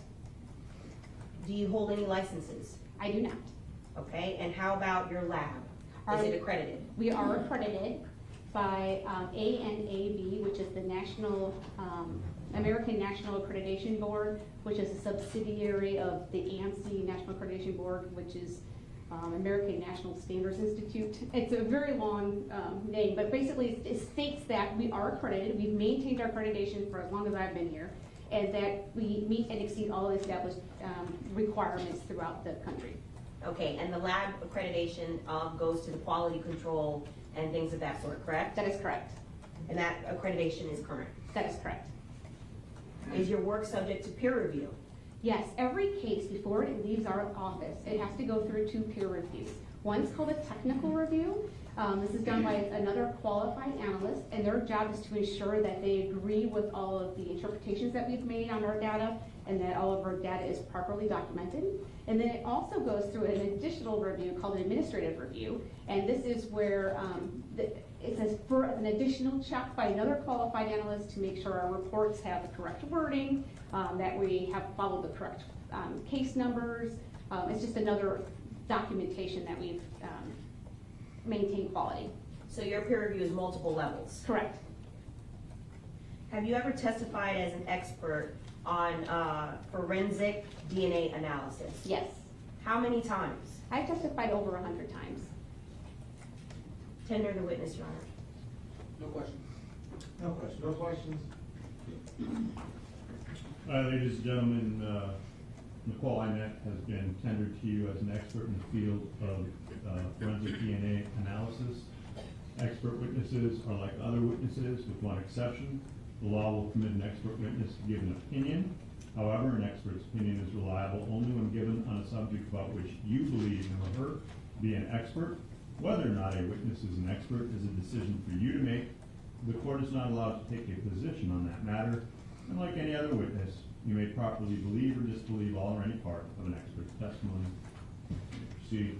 Thank you. All right, I'm going to direct your attention to lab number 187119. That's a lab number that is associated with this case, correct? That is correct. And it doesn't matter if the lab items are coming from for DNA or for fingerprints, it's all under the same lab number, correct? That is correct. Okay. And firearms too, I believe, correct? Correct. All right, now, we're going to go over the items you received because you don't do the actual collection, right? That is correct. They are all collected and brought into the laboratory and submitted to us. Okay, understood. And before we get into the science of things, the crux of what you're doing, you are receiving items that you don't know where the source of the item came from, meaning you don't know who deposited the source, correct? Yes, we call those question samples or evidentiary samples. Okay, and for purposes so that we can keep it super simple, it's an unknown source. Correct. Right? And then you also have items that are a known source, that you do know where the source of the material or the DNA came from, right? Right. We call those reference standards. So those are standards where it's either a blood draw from a known individual, or sometimes it's what we call a buccal swab, where they swab the interior of a known individual's interior of his mouth, and then they collect it under that person's name. And so before we get into the science of it, is part of what the ultimate goal of what you're trying to do is to compare the unknown to the known to be able to either eliminate or identify the source? That's correct. Okay. So we're going to keep track of what's unknown and what's known, okay? Okay. So let's start with the items that you received. Before we talk about that, there were two types of DNA analysis that were utilized in this case, correct? Correct. Meaning RMP and star mix. So the DNA process was the same. The only thing that changed was our method for statistical analysis. So once I make an association between a question sample and a known sample, if I say there's an association between those two, I have to tell you, the jury, how important that association is. We do what we call statistics. Now, back in 2018, when we first started this case, we were using a statistical method called RMP. And then technology has now changed, and more recently, we're now starting to use a new method called star mix.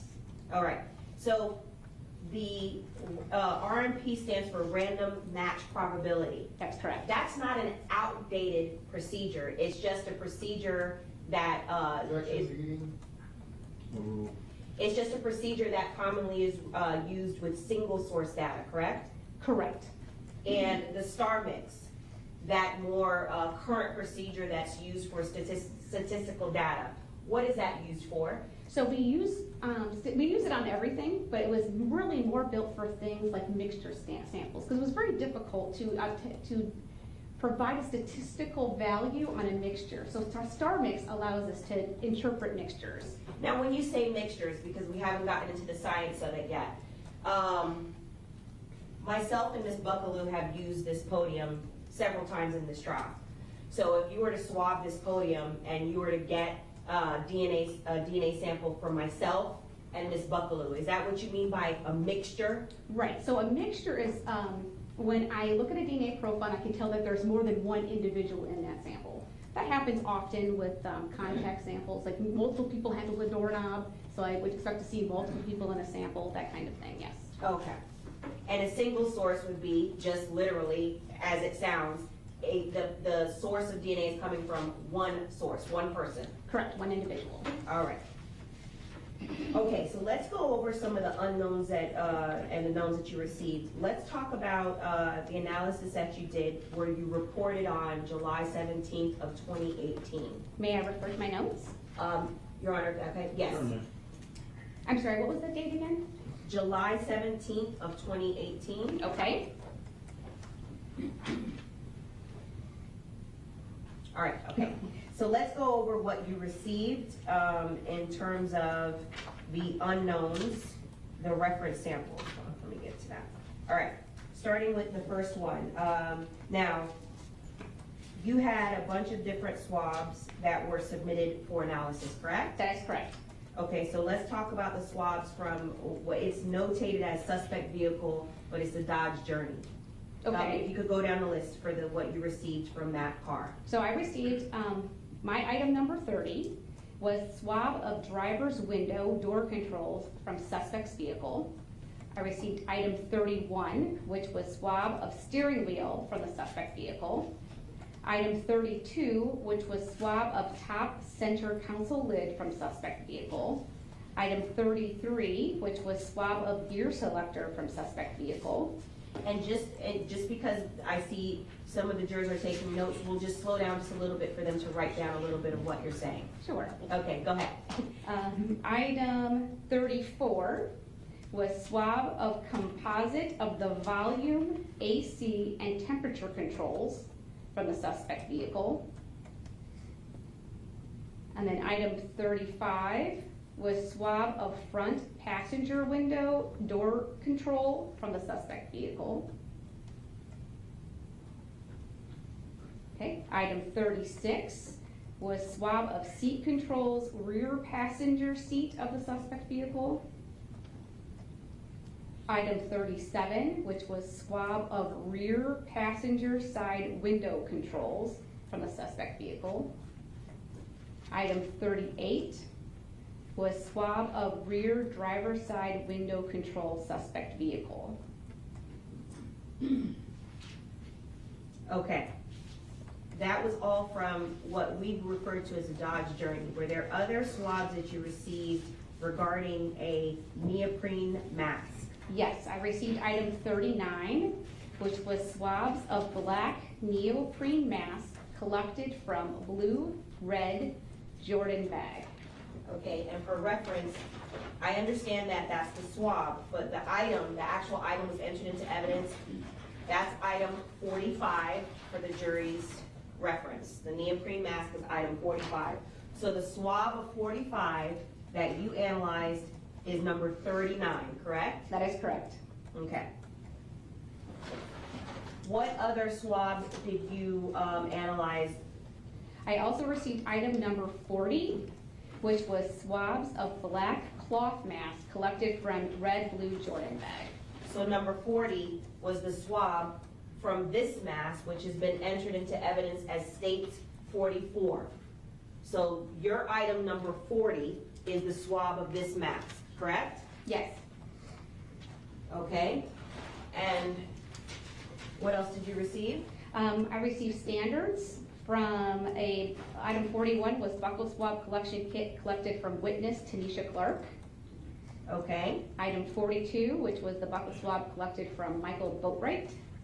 Okay, so those were the only two standards that you received as part of this particular analysis? Or correct. I did receive prior standards in a report dated from 7/6/2018 that I also used for comparison in this new report. Okay, and what were those standards? Okay, I received item number 17 was buccal swabs collected from Leonard Kerr. Then I received item number 22, which was buccal swabs collected from Scott LaValle. Okay. Item number 23 was the blood stain card collected from Mr. Onfroy. That was collected from autopsy, I believe? I believe so, yes. Okay, from the medical examiner, okay. And then I had item number 26, which was buccal swabs from Diedrich Williams. Okay, so all of the known standards were from Tanisha Clark, Michael Boatwright, Leonard Kerr, Scott LaValle, or Scott Barbeau LaValle, Jose Onfoy, the victim in this case, and Dietrich Williams. That is correct. Okay, now, I noticed that you were saying previously entered. Are items being submitted as they're collected? Correct, yes. Okay, so if an item is collected after this date, it will go under the same lab number, and then it'll generate further analysis, correct? That is correct. Okay, there was also some previous swabs from the victim's vehicle, the BMW, that you also that you also received into evidence, correct? That is correct. Can you go down the list of what that was? Sure. Item 11 was swab of driver's window controls collected from victim's vehicle. Okay. Item 12 was swab of gear selector collected from victim's vehicle. Okay. Item 13 was swab of media knob/dial collected from victim's vehicle. Item 14 was swab of top center console lid collected from victim's vehicle. Okay. Item 15 was swab of passenger seat collected from victim's vehicle. Then item 16 was swab of passenger window controls collected from victim's vehicle. All right. So that completes the list of all the unknown swabs. And then what did you do next in terms of the process for your analysis? Okay, so once I've obtained the DNA profiles from all the question samples, I interpret it to determine if it's single source, if it's a mixture of how many contributors, and then I compare those to the standards that we've already just discussed. And if there's an association made between the standard that I received and the mixture or the single source profile, I then calculate statistics to tell you how significant that association is. Okay. And then I write a report. Now, did you do that in this case? Yes.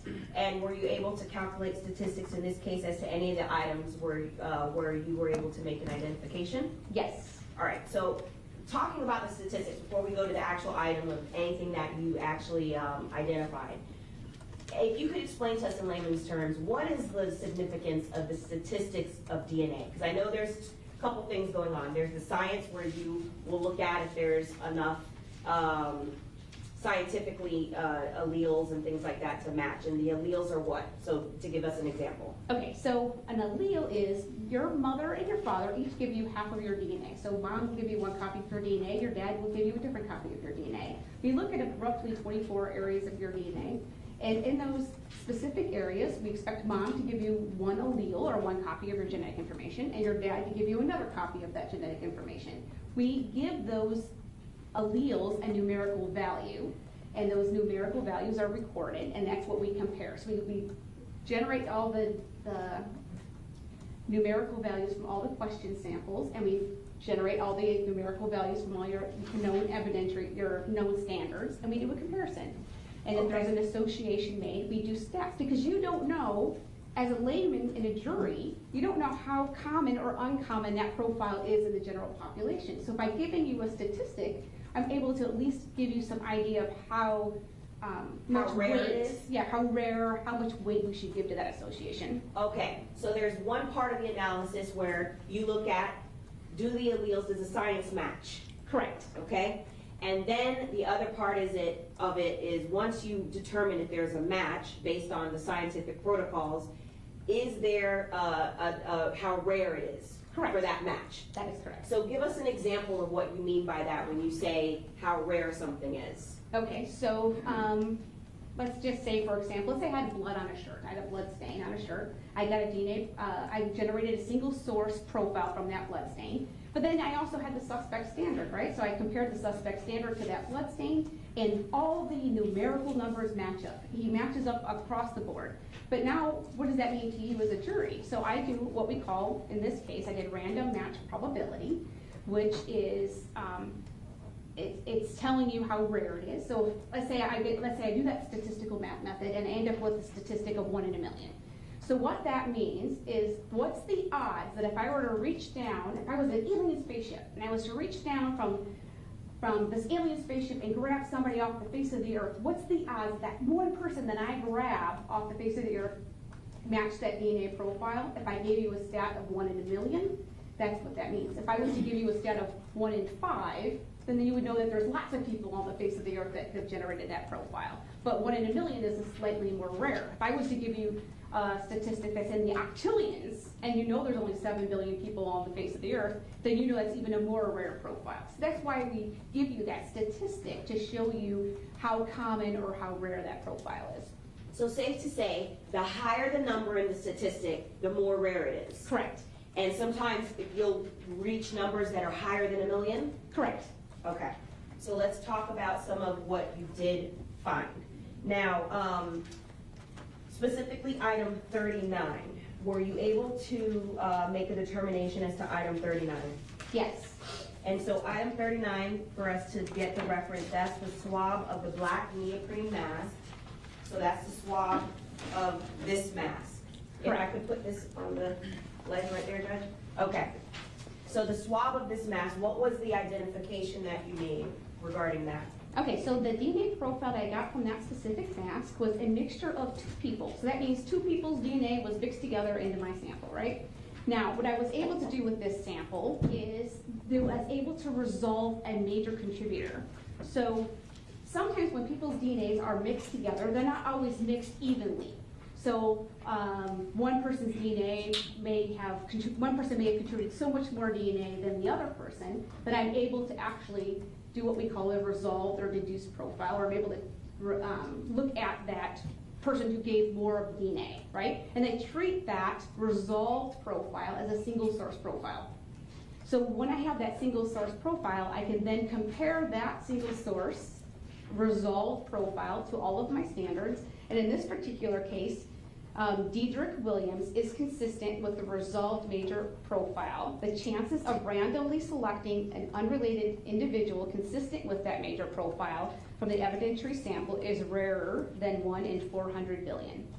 Okay. So, what did you also calculate what the true statistics are for that sample coming from that particular item? Yes. In our reports at that point in time, once the statistic became larger than 1,000 times the population of the United States, we just reported out greater than 1 in 400 billion. However, we do actually calculate the true statistical value. And in this case, the true statistical value was rarer than 1 in 831 octillion.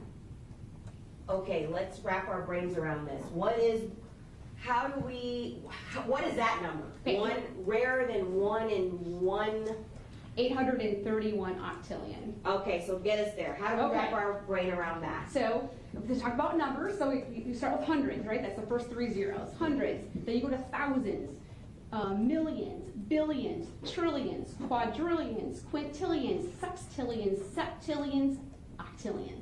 So that is how large that number is in rarity, and for this particular statistic. 3 sets of that. Correct.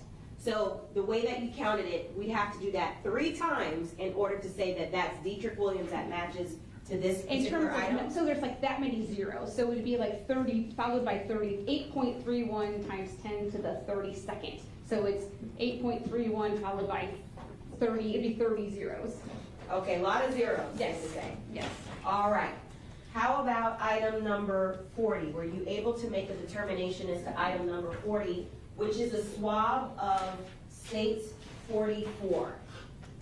Okay, so in this particular sample, I obtained a DNA profile from a single individual. So I didn't have to look at a mixture and resolve out a major profile. It was a single source individual person. And in this case, they were consistent with Michael Boatwright. And the chances of randomly selecting an unrelated individual consistent with the evidentiary sample is rarer than 1 in 400 billion. Again, the same thing. We capped it at 1 in 400 billion for reporting purposes. Did you calculate the true statistics as to this item? I did. And what are the true statistics as to the item matching to states 44? It's 929 non-million. I don't think I've ever heard of that number before. Get us there. How can we wrap our brain around that? Okay, so again, hundreds, thousands, millions, billions, trillions, quadrillions, quintillions, sextillions, septillions, octillion, 9 million. So it's, in this case, it's like 9.29 times 10 to the, I believe, like the 34th. So it'd be 9.29 followed by, or 929 followed by 32 zeros. How many sets of that?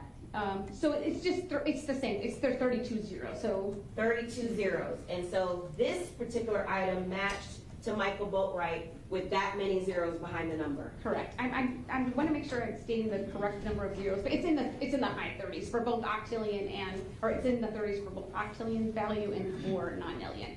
All right. And for reference, I know you didn't collect it, but these two items were collected in the trunk Objection to hearsay. with other items that were collected in evidence. I know you didn't collect it, but they were collected in the Cadillac with other items in evidence like the 22 caliber. Overruled. Okay, so those were the two things that you were able to identify. There were other things that either there were no results or inconclusive from your reporting on July 17th, 2018, right? That's correct. Let's talk about that. What are some of the reasons why you would have an inconclusive determination as to an item submitted to the lab? Okay, so a couple things. We have what's called inconclusive if I've obtained a DNA profile, but it's so minor, so what we call low, I can't, there's just nothing I can do with it. There's no statistics that I can do, there's no, it's really, I can't compare standards to it. Sometimes it's also the opposite, where I have so much complex information that it's too much to do anything with. So we have two ends. One, it's very low and uninterpretable, or I have so much information. If it's a mixture of 5 or more people, I have no way of interpreting a mixture of 5 or more people. Okay, and so one of the things then, asking regarding your expertise, you're familiar and in your experience, you've dealt with swabs from a particular victim that was involved in a violent event? Yes. Murder, homicide? Yes. Okay, and have you ever dealt with swabs collected after a victim has been subjected to surgery? Yes, we've had that. Okay, and for example, in your lab, what are some of the quality controls, some of the chemicals that are used to clean, for example, your lab? In general clean? Yes. Okay, so before we do any casework in our laboratories, like if I was going to start this brand new case clean, I would clean with 70% ethanol, I would clean with 10% bleach. Actually, the other way around, I do the bleach first, then the ethanol. Everything's with clean face mask, clean gloves. I wear a lab coat. We lay out clean paper. They go into brand new labeled tubes. I label as I go. I don't keep a pile of tubes ready to go. I label them as I'm taking cuttings. There's so many procedures throughout the entire process that were for quality assurance. Now, that's for quality assurance, and ethanol, you said that ethanol was something that you used to clean to make sure there's no cross-contamination of DNA, for example. Correct. So ethanol, same ethanol that's used in surgical rooms. I'm not sure because I don't work in a surgery room, but I'm assuming that they clean with bleach and probably an ethanol of some type. Okay, so assuming, for example, in your training and experience, if Dr. Boyko testified that ethanol is used to clean in surgery rooms, that would be, I believe, the same ethanol, correct? I would think so, yes. Okay, and would that be something that would dilute or potentially affect the DNA results on a particular item if it was swabbed? No, because we're cleaning prior to even opening that item, right? So I clean all my areas, lay down clean paper, and then I take my cutting, then I clean again and open up the next item. Right. What I'm asking though is if an item, when I say item, say a person's neck was swabbed, but it was sterilized for surgery, would that affect potentially DNA being collected from that area? Overruled. You may answer. Oh, thank you. If it's been cleaned, of course, there's going to be more, like if they bathe, if they've washed, if they've washed it with ethanol, this would be more difficult to pick up a foreign person to that person's body. That would be true. Okay, and you would, is in your experience in training, contact DNA, so for example, touching, right? Correct. Would that dissipate quicker, for example, as opposed to blood DNA?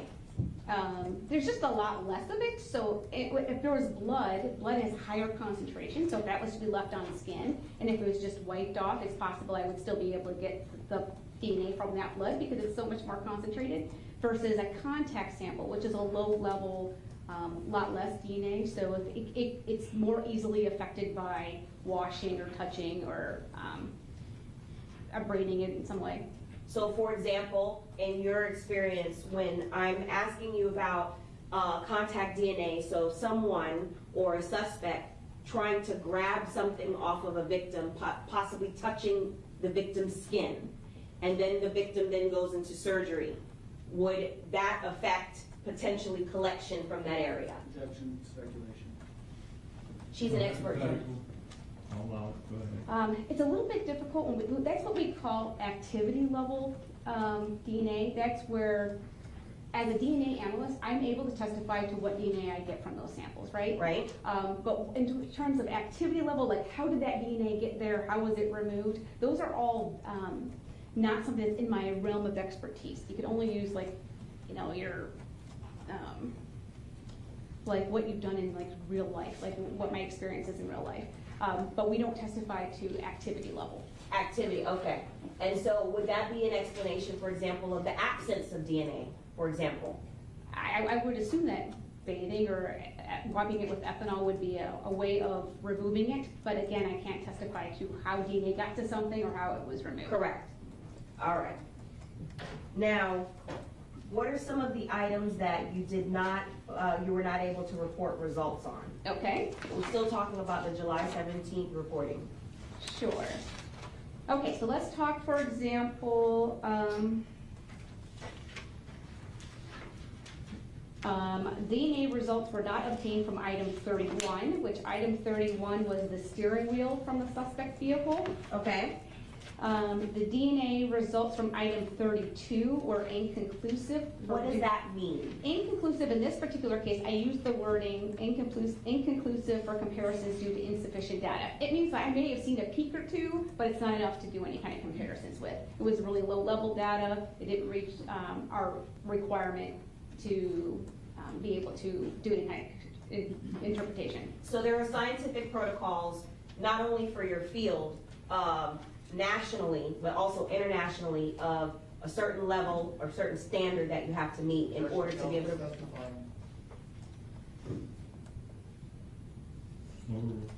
In order for you to be able to report on, correct? Yes, there is. We have standards within our laboratory that need to be met before we can report on those. Okay, and if those standards are not met, then are you able to make any determination as to the sample? No. Once we've determined it, we have an option once we're as an analyst, when we're interpreting a sample, is there enough information for interpretation? If there is, we go ahead and do the comparisons to the standards. If we determine that sample to be inconclusive, meaning there's not enough data there, then we can do nothing with it. We can't do stats, we can't do interpretation, we can't do comparison to standards. Okay, and when you say insufficient data, meaning not enough DNA, is that another way of saying it? Correct. Okay, so it's too little DNA in order to do anything with. That's correct. All right, and so where, out of the unknowns that you received, what qualified under that category of it was inconclusive? Let's see, so for inconclusive, we had, okay, so that's first one I gave you, which was item 31, 32, I'm sorry, was inconclusive due to insufficient data. Okay, how about number 35? 35, 36, 37, and 38 were interpreted as mixtures, but they were too complex and too partial, meaning there's data there, but the alleles weren't called. I couldn't determine how many contributors were in that mixture. It was just too complex that I could not do anything with those samples. Okay, and scientifically there was nothing further that you could do, so that's why you had to report it that way. Correct. Okay, and how about the remainder of the samples, or was that all for the inconclusive? That's all for the inconclusive, I believe. Okay, and was there anything else that you couldn't report, for example, any results? Let's see. Oh, I did have a no results we talked about was item 31. Item 30, which was swab of the driver's window and door controls from the suspect's vehicle, I deferred to another report for later on. Okay, and so you were able to ultimately make a determination as to that, or not? Or at least I reported on it later, in Okay. a later report. All right, we'll get to that in a second. That was item 30? Item 30. Okay, and so the only conclusive matches that you were able to make, or identifications, I All right, guess. other than associations. Associations. Okay, And yes. that's a term of art in your field, correct? Yes. All right. Were items 39 and 40. Correct. All right, let's talk about the reporting that you did for August 21st of 2018. Okay. And as we're skipping to that report, the items that were inconclusive doesn't mean, and I'm asking you this, does it mean that a particular person did not or did touch that item? I mean, I can make no conclusion one way or the other. They could have touched it, they could not have touched it, I have no way of knowing, can't do anything with it. Okay, so it's possible somebody could have touched it, possible they didn't. Correct. And how about the items that you received? There's no way for you to scientifically tell when an item was placed there or No. not. DNA is not time-stamped, so I can't tell you when the DNA was deposited on whatever surface it was left on. Okay, that's outside of your umbrella of what you do, correct? All right. All right, let's talk about August 21st of 2018. Let's go over the unknowns that you received and the knowns that you received. Okay, in this particular report, the only thing I did differently was I received 2 new standards. I received item number 46, which was the buckle swabs from Robert Allen, and item 47, which was buckle swabs from Trayvon Newsom.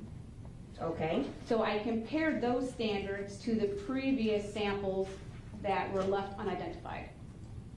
And were you able to, oh, well, before we say if you made any association, let's go over the unknowns that you received, or that you were analyzing it against. Okay, so I went back and compared those 2 standards from Robert Allen and Trayvon Newsom to evidence that was previously submitted. So item 12, which was the swab of the gear selector collected from the victim's vehicle. From the BMW, okay. Item 13, which was swab of media knob and dial collected from the victim's vehicle. All right. Item 18, which was swabs of left fingernails collected from the victim. Item 19, which was swabs of right fingernails collected from the victim. Item 20, which was swabs of neck collected from the victim. Item 21. And remember, go slow enough so that the jurors can write down what you're saying, because I see them fervently copying some things. No problem. Okay, are we ready for the next one? Okay. Okay, 21, which was swabs of a necklace collected from victim. Item 23, where I did use the standard from Mr. Onfroy. Which you previously had. Correct. Item 26, which was a standard from Dietrich Williams, which I previously had. Okay. Let's see. And then item 34, which I previously examined, which was swab of composite volume, AC, and temperature controls from the suspect vehicle. That would be from the Dodge Journey, okay? Okay, item 39, which was the black neoprene mask that we talked of earlier. Okay. Item 40 was the swabs of the black cloth mask that we talked about earlier. And then I had a standard that I talked about earlier, item 41, which was from Tanisha Clark. Okay. So, out of all of those items, the knowns and the unknowns, did you make any associations? I was able to make an association with item 34, which was the swab of the composite volume, AC, and temperature controls from the suspect vehicle. And that- who did you make the association to? Okay, first of all, it was a mixture of 3 people, so there's 3 people in this mixture. Assuming Tanisha Clark, which the reason I was able to assume her was 1, she was in the mixture, but 2, it was her car, right? So because she was the owner of that car, I expect to see her DNA profile there. I assumed her, and she was the minor contributor. Then there was a foreign major contributor that was deduced, a foreign major. The foreign major was consistent with Robert Allen, and the chances of randomly selecting an unknown, unrelated individual consistent with that major profile is rarer than 1 in 400 billion. Did you do the true statistics on that? Or I no? did. Okay. Give me 1 second to find that one. Sure. 34. And while you're looking up, that's the Objection to the sidebar, please.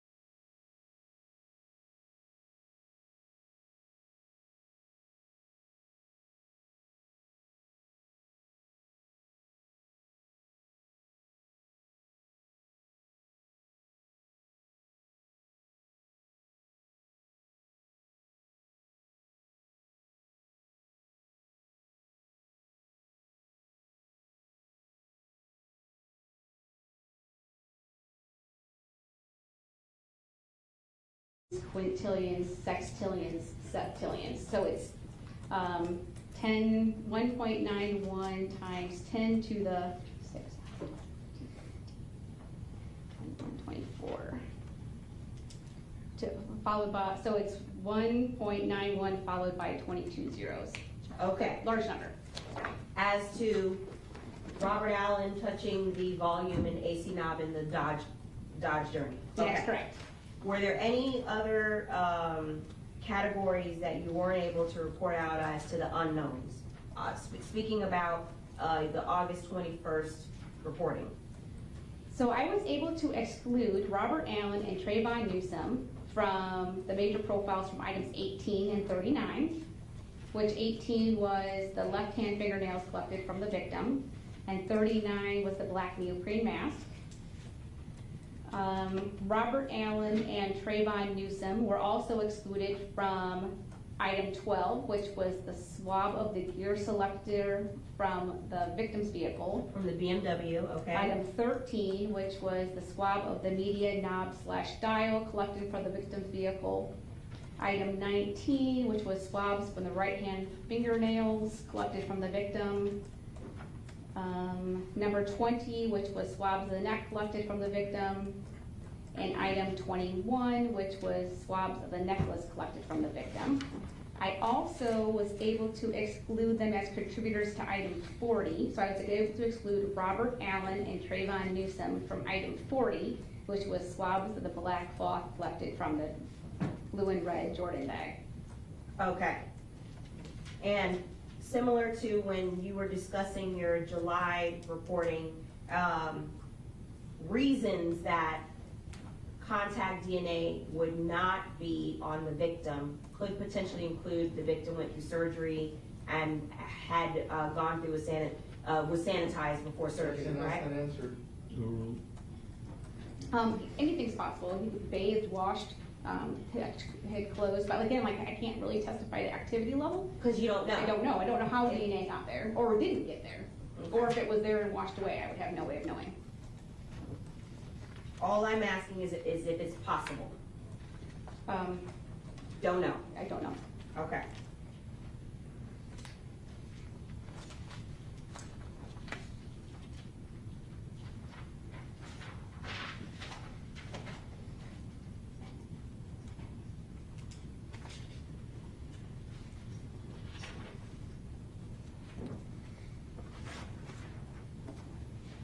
Okay, if we could talk about, there were some additional identifications that you made in 2019 under your June 21st, 2019 reporting.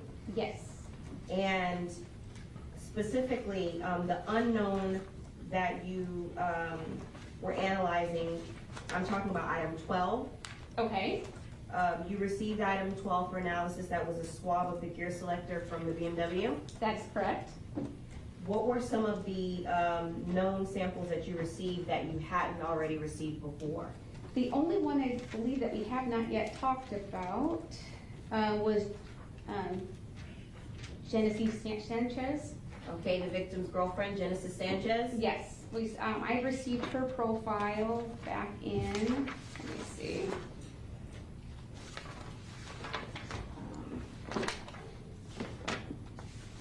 Pardon me first. Flipping Sure. back and forth.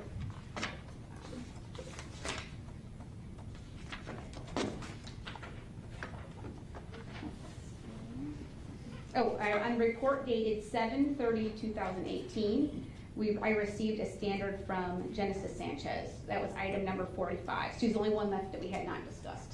Right, so same like you did, as you're getting stuff in contemporaneous, you also received Genesis Sanchez.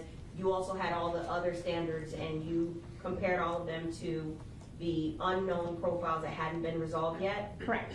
And did you make an association when you added Ms. Sanchez's profile in? Yes, but now this is where we switch from the different mathematics. Well, earlier we were talking about random match probability, which we did with like single source profiles or profiles where I was able to resolve a major contributor and did random match probability. This is the first report where we switched over to our new statistical method called StarMix, which is a probabilistic genotyping software. And this is where it is.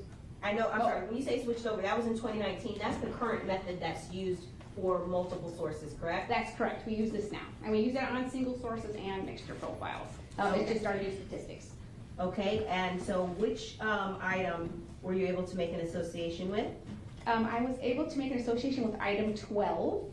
It was interpreted as a mixture of two contributors, and the DNA results are at least 2.05 million times more likely that Mr. Onfrey and his girlfriend, Genesis Sanchez, than if they originated from Mr. Onfroy and an unrelated unknown individual. It provides very strong support that Genesis Sanchez is a contributor to that mixture. So said another way, his girlfriend, the victim and his girlfriend were found, their DNA was found in his car. Yes, that they were consistent with that mixture, yes. All right, no surprise there. Okay.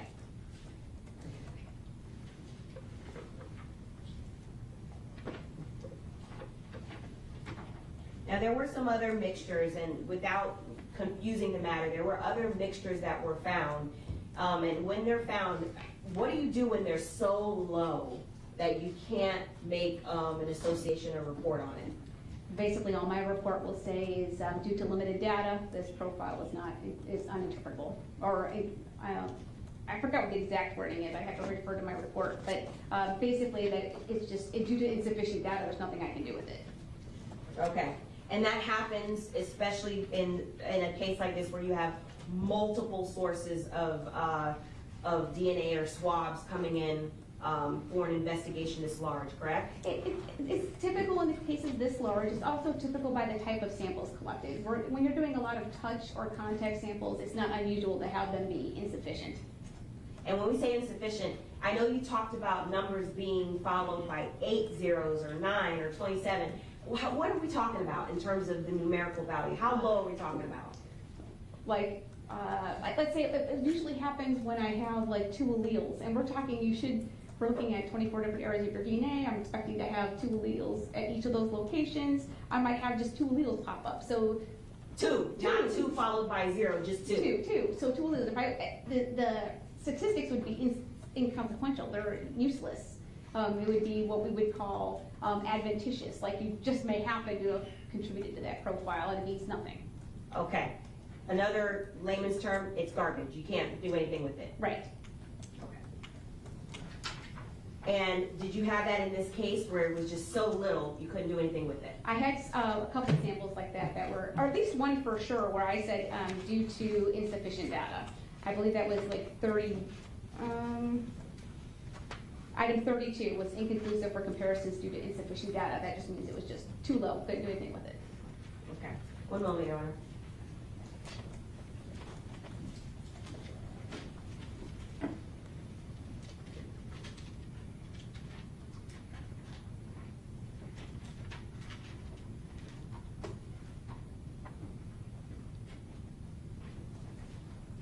Couple more questions. You've been trained on statistical data, calculating statistical data? Yes. Okay, and so that's something that in addition to your biology major, as part of your training and experience, the numbers that you calculated and testified to today, how are you able to make those determinations? Okay, so we undergo statistical training. So once we switched from random match probability, random match probability has been in existence for years. I even learned random match probability while I was working for the Indiana State Police. It did not change when it came to Broward Sheriff's Office.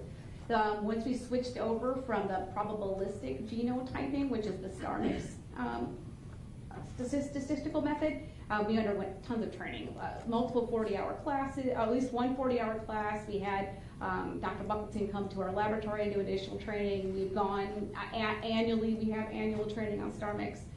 So it's just a continuing development of training for that product.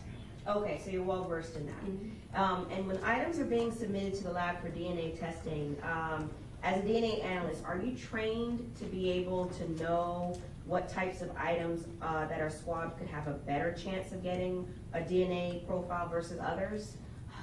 It's hard to say. Sometimes you're surprised. You'll get like a swab that seems to be a contact sample and you get tons of DNA. And then other times you'll get a contact sample and then that you would have expected to have DNA and it doesn't. So you really have no way of knowing just by looking at the swab or the item description of knowing how much DNA is going to be in that sample until we actually do it. Okay. When you mentioned a phrase about too complex, what does that mean? Okay, so there are a couple samples that we had to drop because they were too complex, which means what I was seeing was multiple peaks, but they were below our threshold. So we have, so our alleles, in order for them to be called, the DNA looks like an electrophoregram, a series of peaks and valleys. Those peaks must have to reach a minimum threshold for us to even detect them, right? So I would have a couple peaks that came up over that analytical threshold, but then I'd see several peaks that were under it. Maybe in one location I saw like 7 peaks, and another location I saw 5 peaks.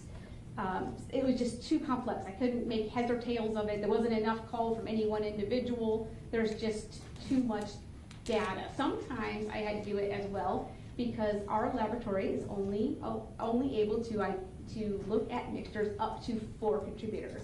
So when there's more than 4 people in a mixture, it looks like a jumbled mess, and we can't really do much with it at this point in time. So something like a rental car where multiple people could have handled it, and there's potential for more than 4. then I would, if it's more than 4, I wouldn't be able to do anything. Or how about something like there's 4 suspects and an owner making it 5? Then Would that be a reason? That takes it over the edge of my limit of 4. Okay, so a visual on what you did, Mr. Kimmock has utilized his yellow pad, so I'll utilize my white one. No objection. This is a very crude picture, but Okay. when you're talking about the standard or the peak, is this what you mean? Yep. So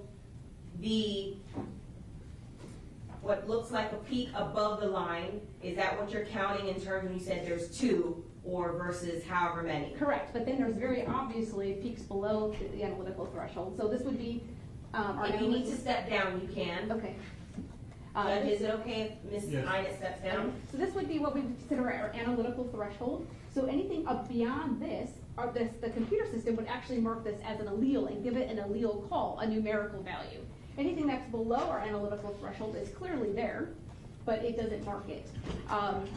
And so when I'm looking at this, it may not even be, this is just one location. We look at 24 different locations. So throughout that location, throughout that profile, I might see it where 4 peaks are above the analytical on one location. So it's starting to get too ugly, where I can't tell you a number of contributors. Some's dropping out. Some people are there, but they're dropping out over time. We have a thing called degradation. The older the sample is, it has like a ski slope effect. So then it'll drop below as you look at the profile across the board, it will have like a ski slope, and I'll lose an allele. So like, it just becomes too complex.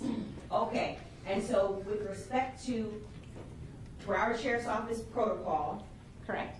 national and international standards, these are standards that you have to go by. So if there if there isn't enough data, you can't interpret it and you can't report on it, correct? Correct. Now, it is up to the interpretation of the analyst that's doing the interpretation. So I might look at this and say, oh, I can't do anything, this is too complex. But we have a peer review. So my technical reviewer who is doing the technical review of this data also has to agree that this is uninterpretable data. So and then we have that administrative reviewer, they also have to agree that this is uninterpretable. Okay, so after it goes through those 3 tiers of review and analysis, that's why you're able to report on something or determine that it's inconclusive or that there's insufficient data. That's correct? That's correct.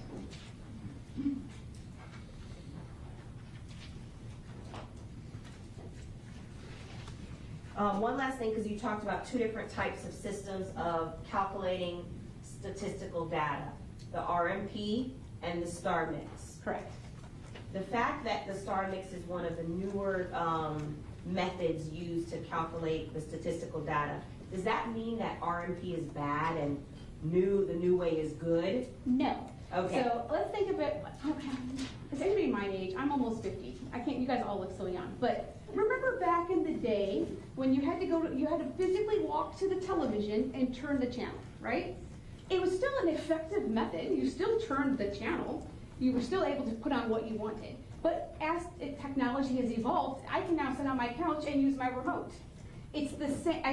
The result is the same. I'm able to now change the channel just like I was by turning the dial, but now it's more sophisticated. I can press the actual number, I can mute it, I can turn it on and off. It's just a more sophisticated method of doing the same type of mathematics. We're able to this last picture I thought, I'm so sorry. Like compute the data? Yeah, so it uses more, that's what I'm trying to say, it uses more of the data. So when we used RMP, it only considered, you know how she had those peak heights? It only considered the alleles, what the number that was actually called. This new star mix uses all of the data, degradation index, your amplification, your peak height ratios, it uses your... Here's my artwork again. Yes, do you mind if I stand? Judge? Please. Okay, so Star Mix is fascinating now because now it uses all of this data. Prior to Star Mix, we would only use any allele that was called. Oh, Star Mix still uses alleles that are called, but let's just say it would just, let's say it gave it the number 15 and it gave this number 18, so 15 and 18. For the RMP stat, it would just use that number. It would just use what's the frequency of item 15 times the frequency of item 18. Now with Star Mix, it considers everything. It considers how tall the peaks are. It considers amplification efficiency. It considers degradation. Now I talked about earlier, like if the DNA starts to break down, you start to see a ski slope kind of format. It actually considers degradation. So it's just a more sophisticated way of doing statistics. No further questions. Thank you, Arn.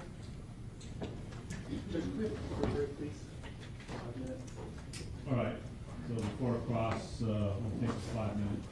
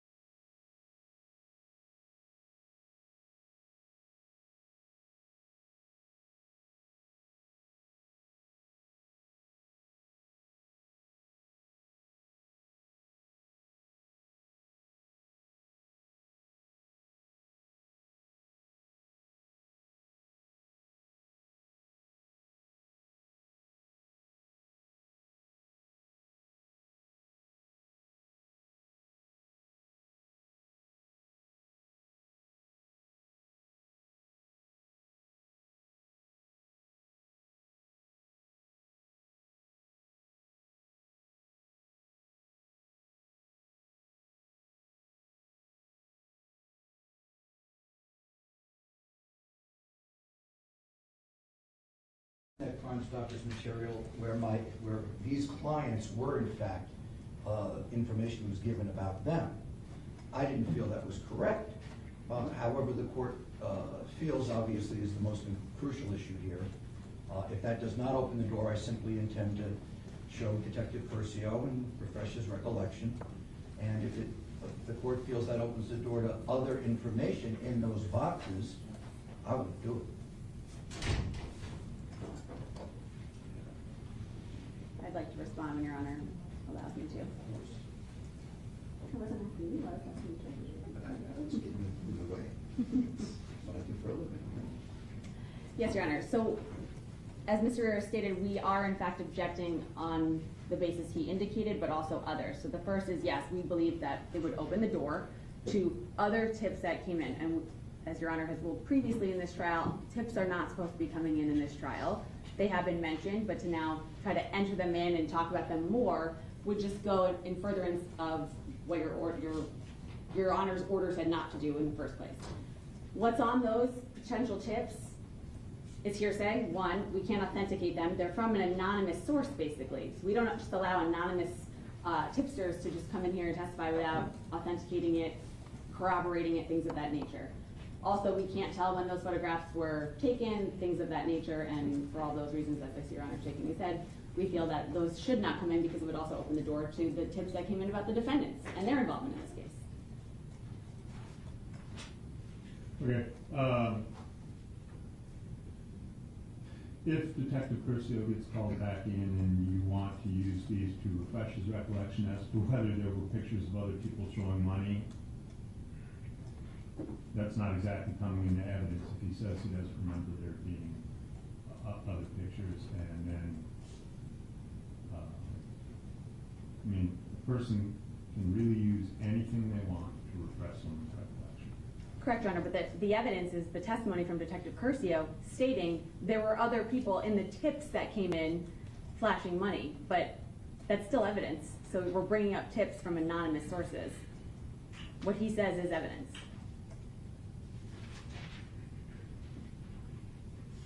I think he's already discussed, though, that there were 1,500 or more. It's close to 5,000. 5,000, whatever. He testified that there were tons of things that came in. I don't know that it's harmful to say some of them included pictures of people flashing money. And his testimony was, I think he didn't recall any specifically, but he didn't doubt that they might be there. So Correct. To that effect? Absolutely, and I actually told him, I said, if I showed them to you, would it refresh your recollection? He said yes. I said, maybe I will. So, Your Honor, then I would ask that we be allowed to ask, were there also tips regarding the defendants in there? Because that's within the same line of questioning. Might exceed the scope, I think.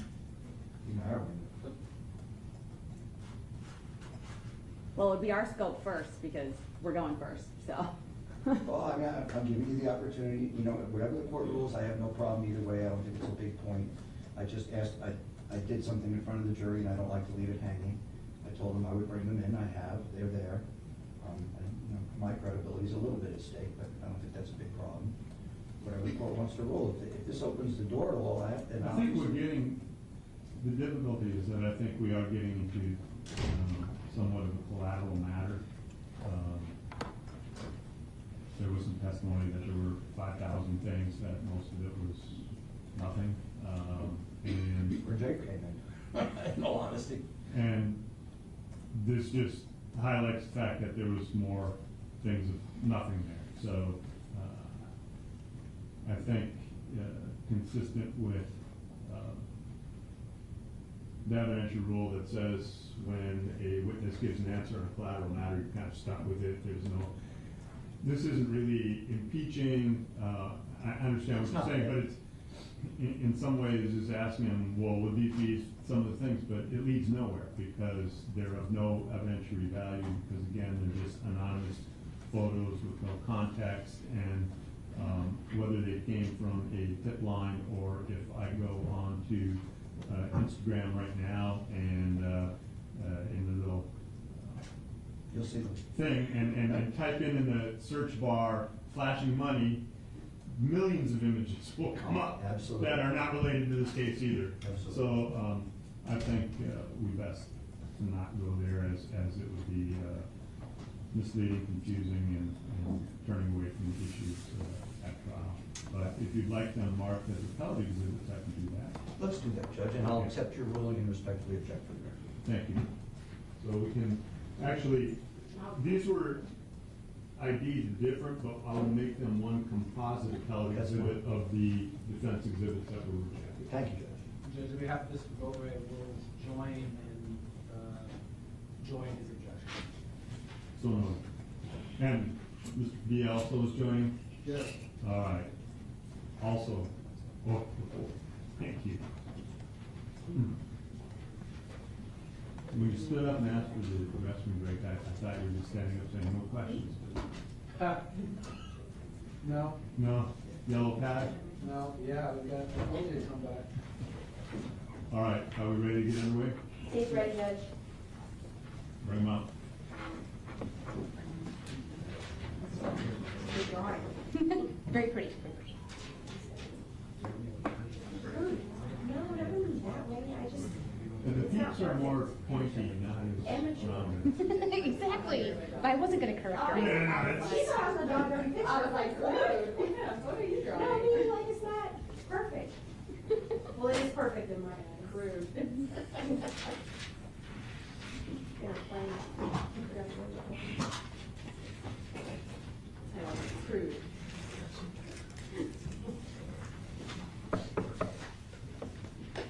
Jurors are entering.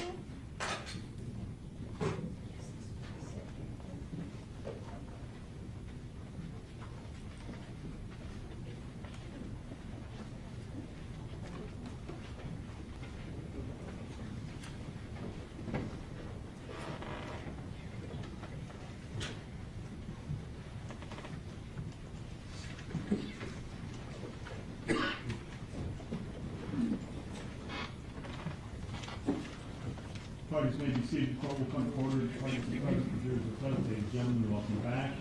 This is still on stand. You're under oath, cross-examined. Yes, thank you, Judge.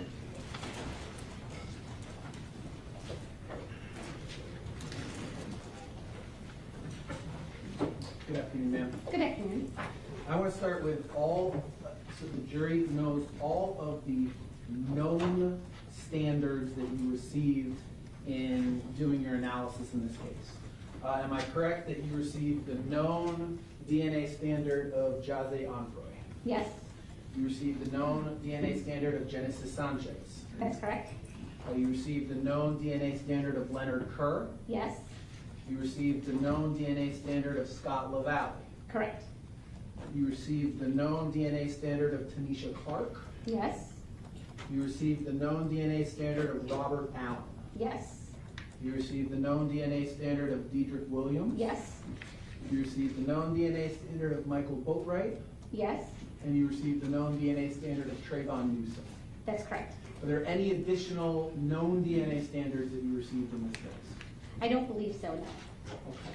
Okay. So I want to start then in your analysis.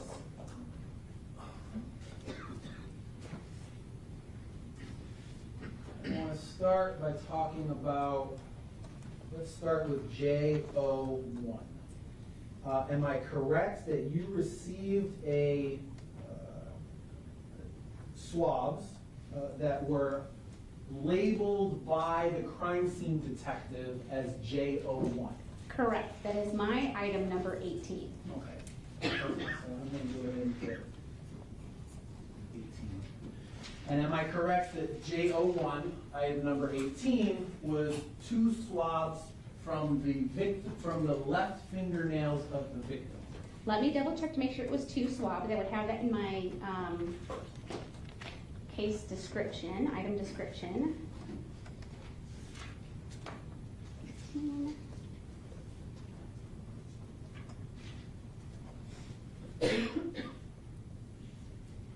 Yes, it contained 2 swabs. And 2 swabs of the left fingernails of the victim, correct? That's correct.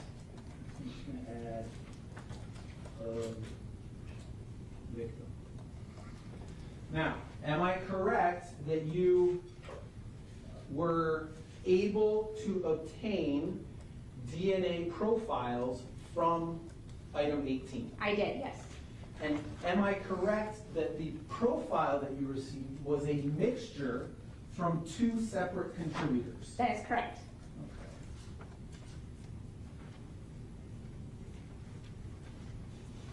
And we use the word contributors, that's essentially people, right? Correct. So a mixture from two people. So Yes, 2 people is fine.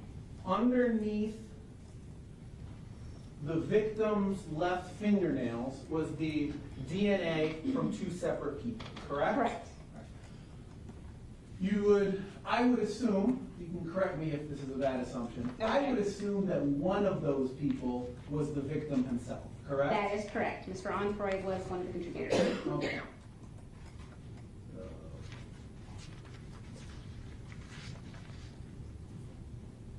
Now, the second contributor, let's talk about that. As part of your July 17th report, you compared the known DNA of Michael Boatwright to the mixture of sample 18. One more time, what was the report date? July 17th. July 17th. Okay, so I compared item 18. Okay, so I compared Mr. Boatwright and Tanisha Clark to the major profile. The minor profile was insufficient for further comparison. So although I'm able to say that that profile from that fingernail it had 2 people, the second person was so minor that I could do nothing with it. So any subsequent standards that I received, I could only compare to that major profile. I could not compare it to the minor contributor. And am I correct that Michael Boatwright was excluded as a contributor? He was excluded as a contributor to the major profile. Okay. Yes. And am I correct that on August 21st, you compared, as part of your report on August 21st, you compared the known DNA sample of Trayvon Newsom to the mixture in item 18? And Trayvon Newsom was excluded as a contributor to the major profile from item 18. Okay, so both Michael Boatwright and Trayvon Newsom were excluded from the major profile of item 18, correct? That is correct. Okay, so we'll go.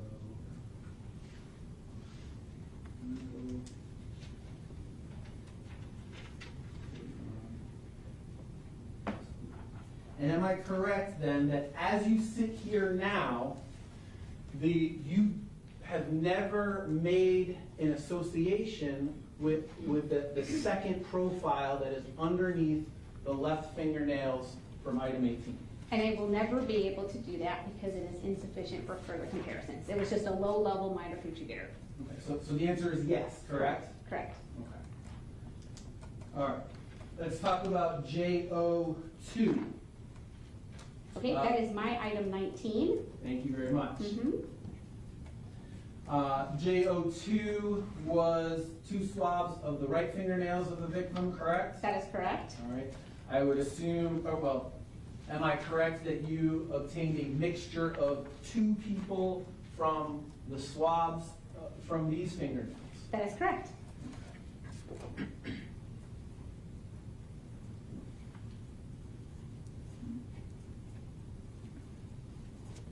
And JO3, what is the number, what is your lab number for JO3? Is item number 20. And it was swabs of the neck collected from the victim. And that's what we have here, swabs of neck of the victim. And am I correct that JO3, swabs of neck from the victim, also contained a mixture of 2 people? That is correct.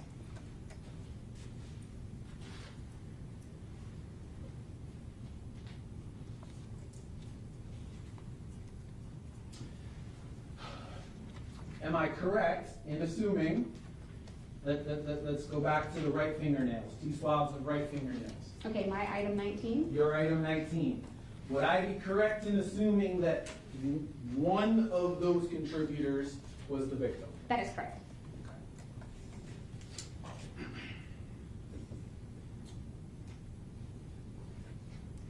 On July 17th, am I correct that you compared item 19 with the known DNA of Michael Boatwright? I did. And am I correct that he was excluded as a contributor? He was excluded. Am I correct that on August 21st of 2018, you compared item 19, swabs from the right fingernails, to a Trayvon Newsom? I did. And am I correct that he was also excluded as a contributor? He was excluded. Referring now to item 20, J03. Am I correct in assuming that the victim, Jose Onfroy, is one of the contributors of the DNA from his own neck? He was. And am I correct that on July 17th of 2018, you compared that mixture to the known DNA of Michael Boatwright? I did. And am I correct that he was excluded as a contributor to item 20? Yes, he was excluded. Am I correct that on August 21st, you compared, or you compared the known DNA of Trayvon Newsom to item 20? I did. And am I correct that Trayvon Newsom was excluded as a contributor to that mixture? You are correct. He was excluded.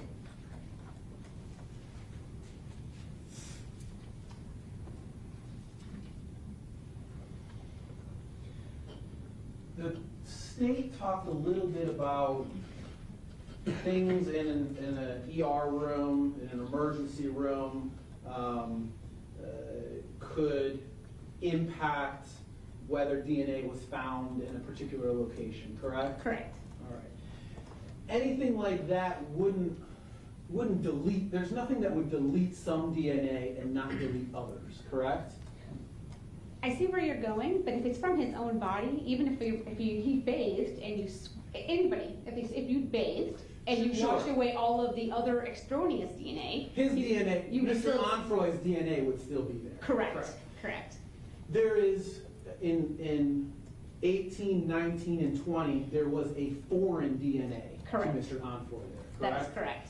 All right, so anything that was, there's no like cleaning substance that would delete some DNA, some foreign DNA, but not delete other foreign DNA. Correct. They would either clean it or not clean it.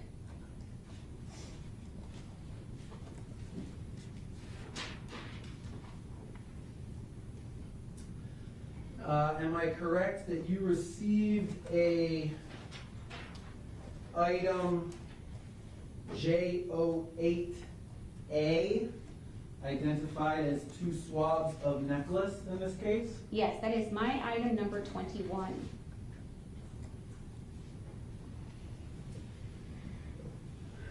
And am I correct that J08A was the mixture of 2 contributors? Yes, it was. Would I be correct in assuming that one of those contributors was the victim, Jose Onfroy? That is correct. On July 17th, am I correct that you compared the known DNA standard of Michael Boatwright to item 21, swabs of necklace? I did. And am I correct that you excluded Michael Boatwright from item 21? I did, yes.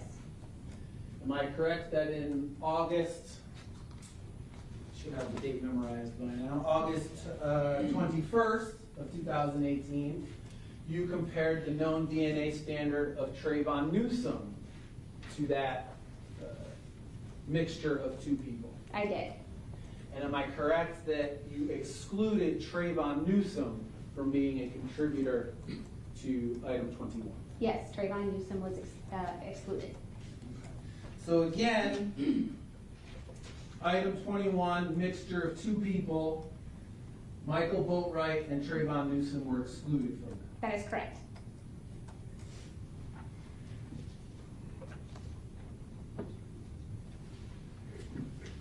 Let's talk about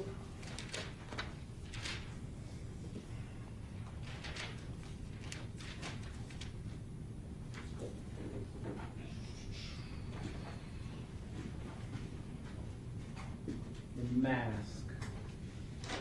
You received an item labeled WC2A in this case, correct? I did, yes. WC2A was swabs from a black neoprene mask. Yes, my item 39. And am I correct that you identified that as a mixture originating from two contributors? That is correct. You indicated on direct Dedrick Williams was one of the contributors to that black neoprene mask. That is correct. Correct. Am I correct that you were never able to make an association of who the second contributor to that black neoprene mask? That is correct. That minor contributor was insufficient for comparisons. So as you sit here now, again, we don't know who that second contributor was. That is correct.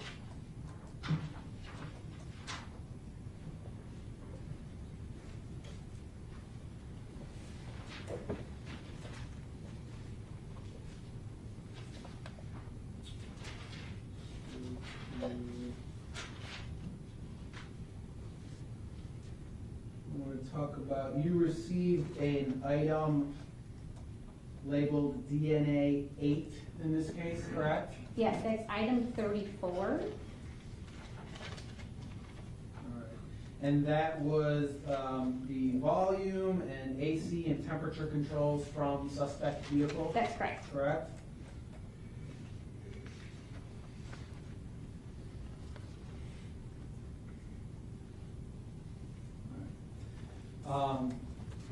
And am I correct that DNA 8 actually yielded a mixture of 3 individuals? That is correct.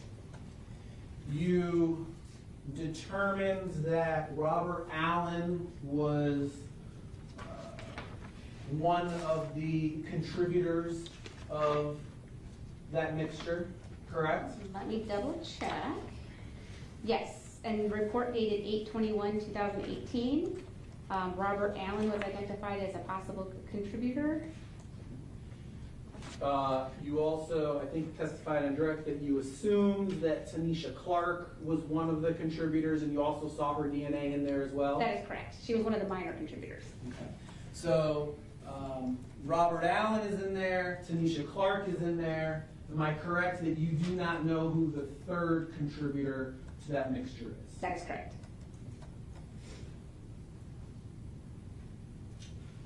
Let's talk about DNA 7, gear selector from the suspect vehicle. Did you obtain a sample identified as DNA 7? Yes, that was my item number 33. And am I correct that that DNA 7, item 33, the gear selector, you identified as a mixture from 2 individuals? I did, yes. And you determined that Tanisha Clark, the owner of the vehicle, was one of the contributors to DNA 7? That's correct. Am I correct that you were not able to make an association as to who the second DNA that was in that mixture belongs to? Correct. It was insufficient for comparison.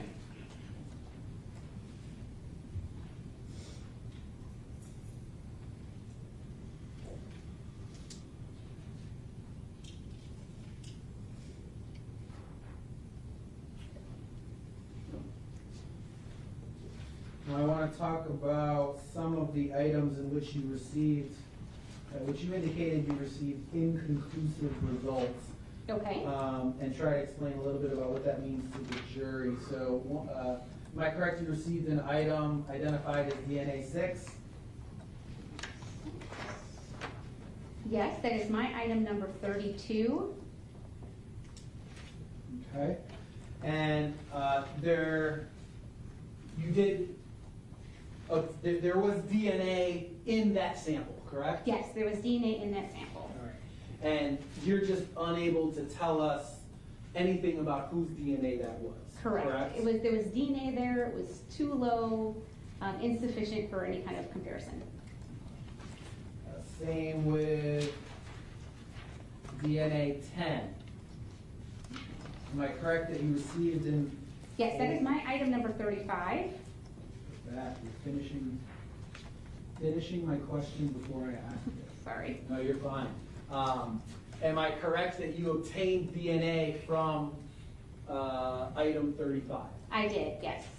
And am I correct that we're unable to tell who that DNA belongs to? Correct.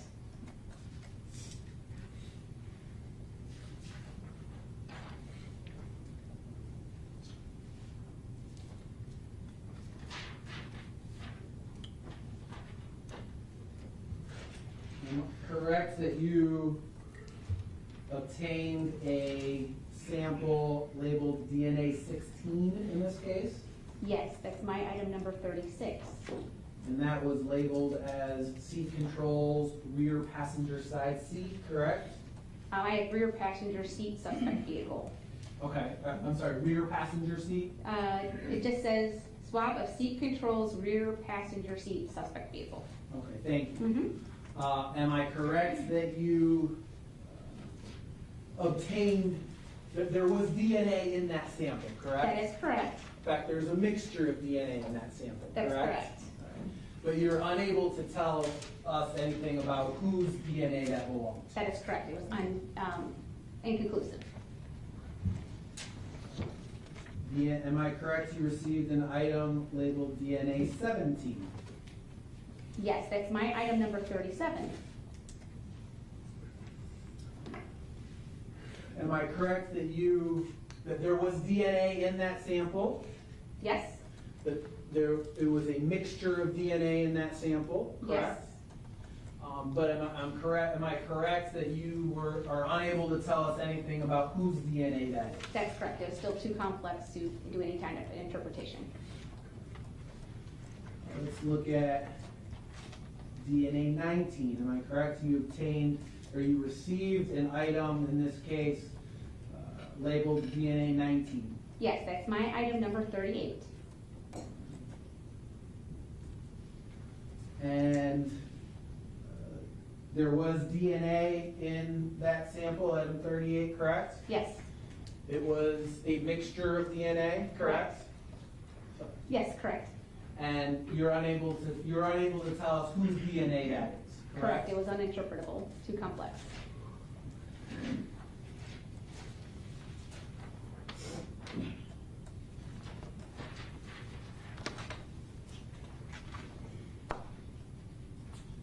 Did you ever receive an item labeled MEO7? Yes, as my item number 24. And that was identified as right fingernail clippings, correct? Correct. You didn't do anything with that? I did not examine it because we already had swabs from those same fingernails. Yeah, the swabs you would just swab the clippings anyway. Right? Exactly, and they were already done, so the best option for the best results were the first swabs.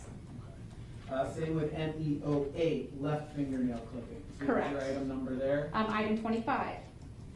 And you didn't do anything with those fingernail clippings, I correct? did not, because again, I already had the swabs.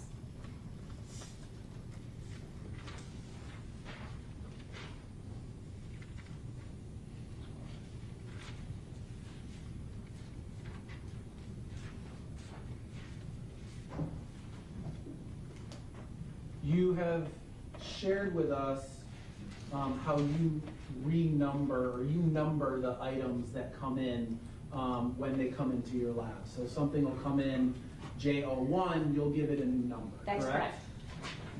And you do that with known samples too, correct? That is correct. Did you receive, well, you have testified about receiving a known sample from Michael Boatwright in this case, correct? That's correct. And that was, it came to you as MB1, correct? Correct. What number did you give MB1 when you received it? Item 42. And item 42 is what you end up making an association with the black cloth mask, correct? That's correct.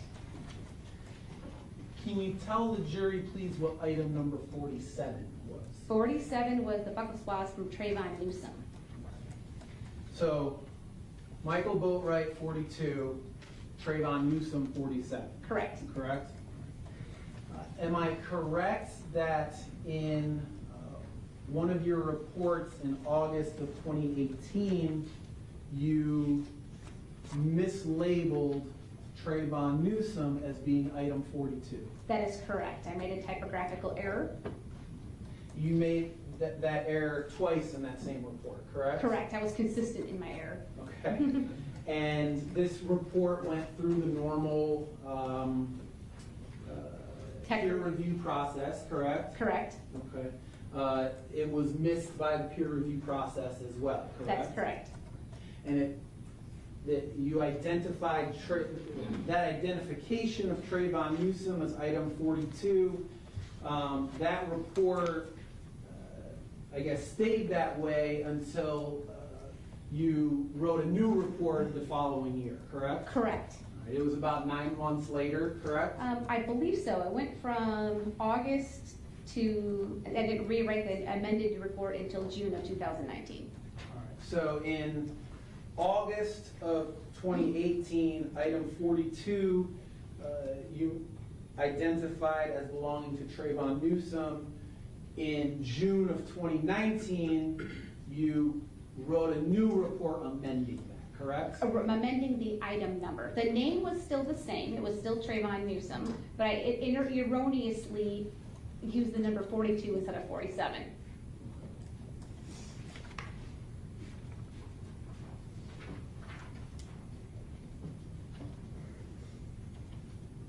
Nothing further. Thank you, Judge.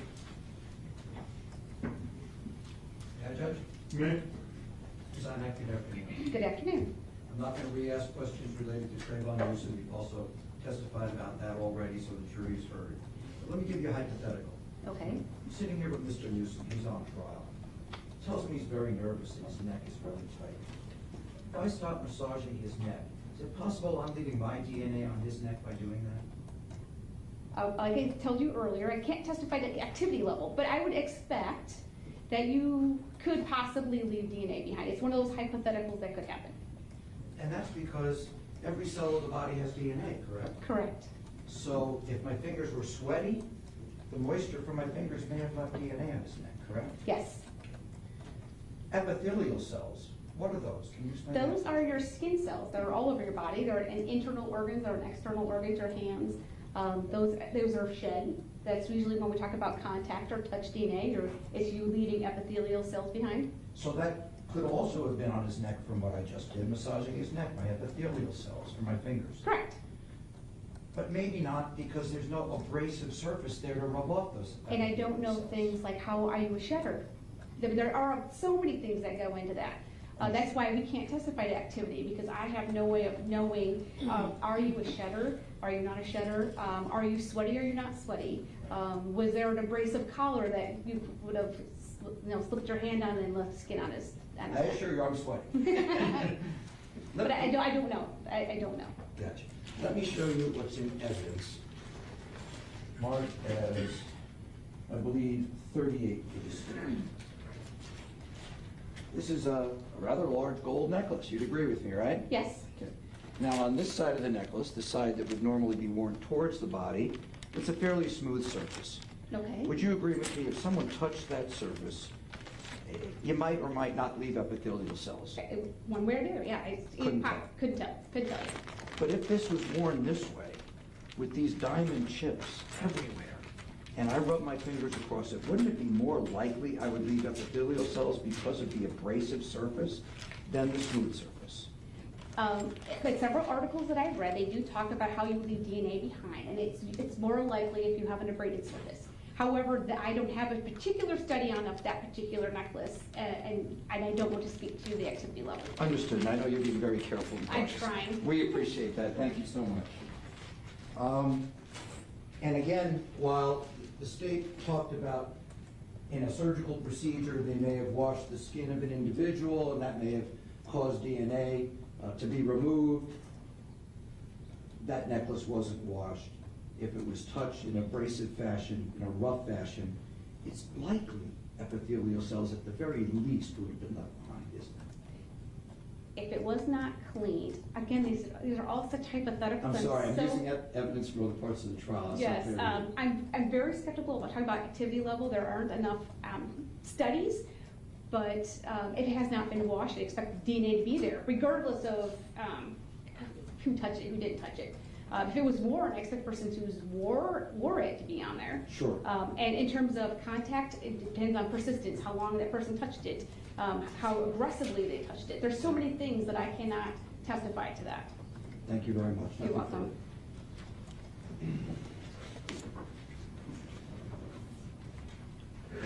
Good afternoon, how are you? Good, how are you? Good, good.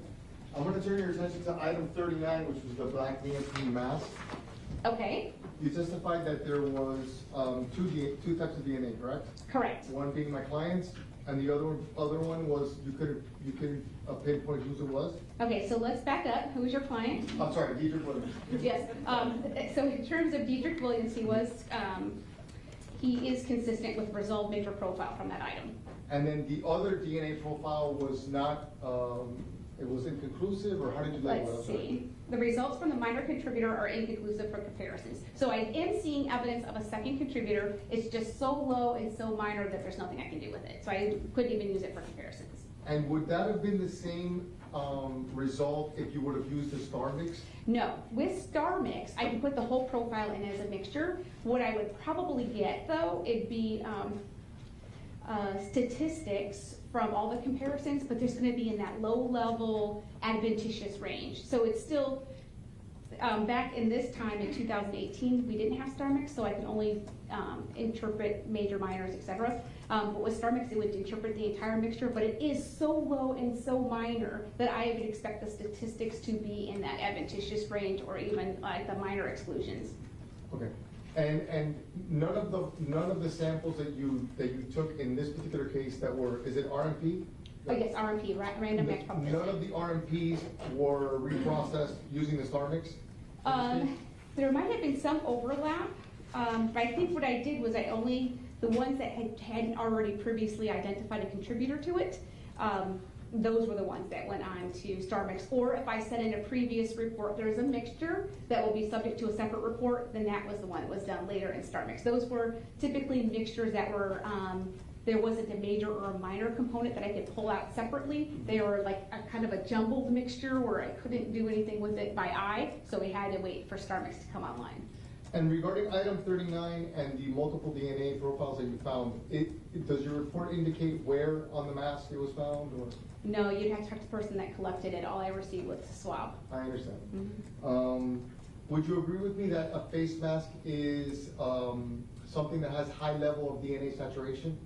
In my experience, a face mask does have a high level of saturation, especially if you swab around the mouth area, because you have saliva, which has a large level of DNA. I'm not sure where they swabbed on the mask. I understand. But just in my general experience of swabbing masks, the mouth area usually has a lot of DNA.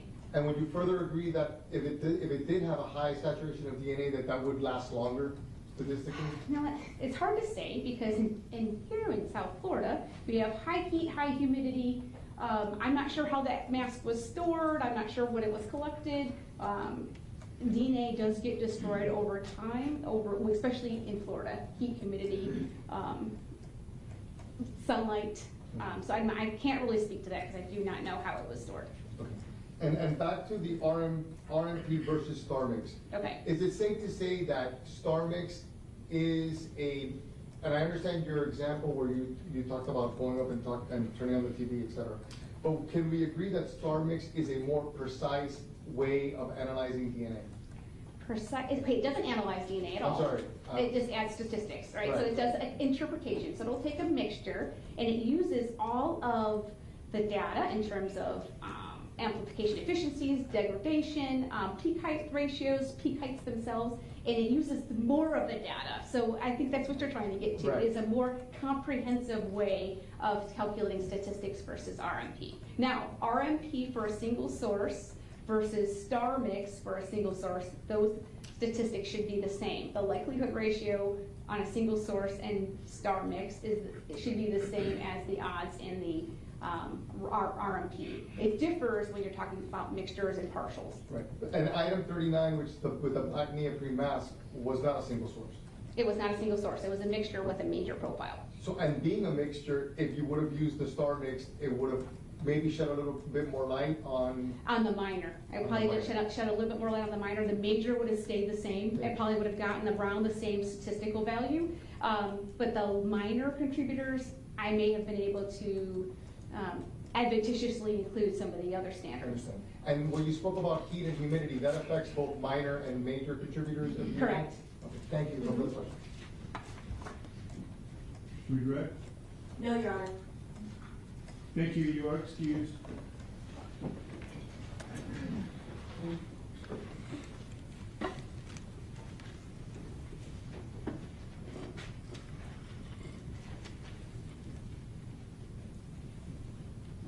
Hi. State Falls Detective Garcia.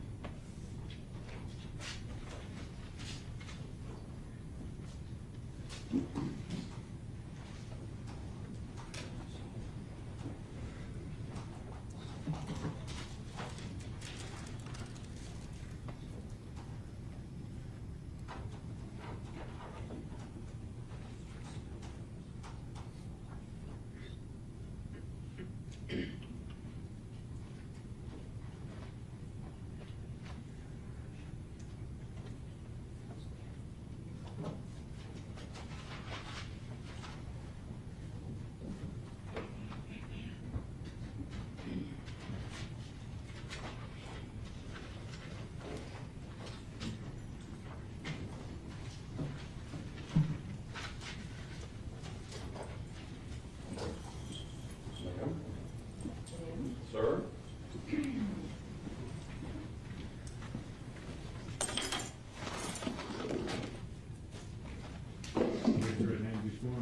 Do you solemnly swear to tell the truth, the whole truth, and nothing but the truth? I do.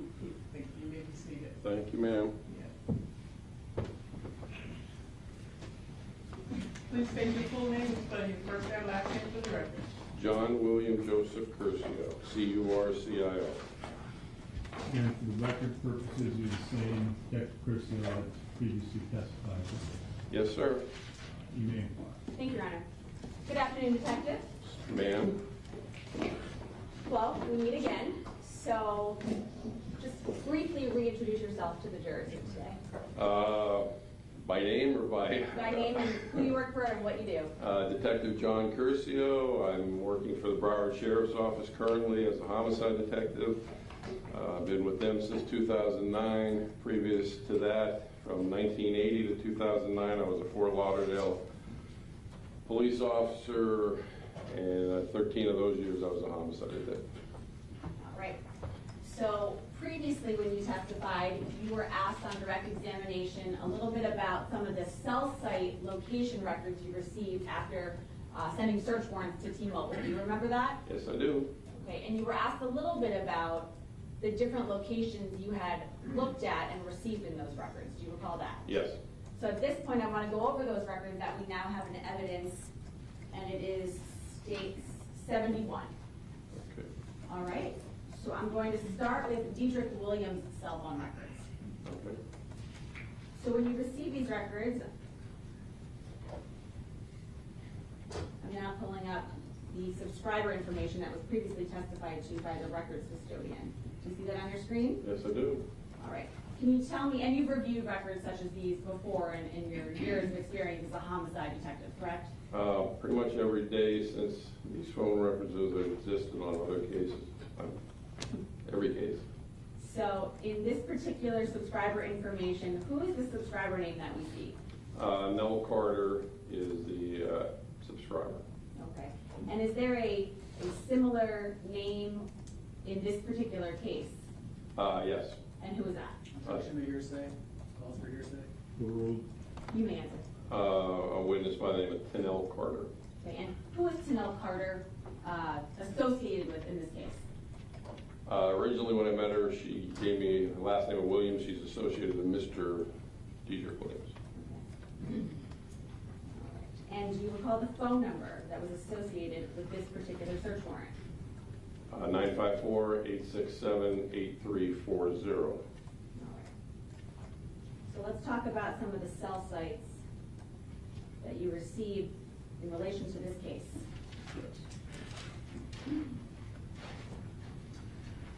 When you were investigating Mr. Williams in this particular investigation, do you recall looking at a cell site for 1506 UTC time? You can just tell me what page Or you're 1906, I'm sorry. what page you're referring to on my report so I can just turn to that. Page 24 in your report. Thank you. Yes.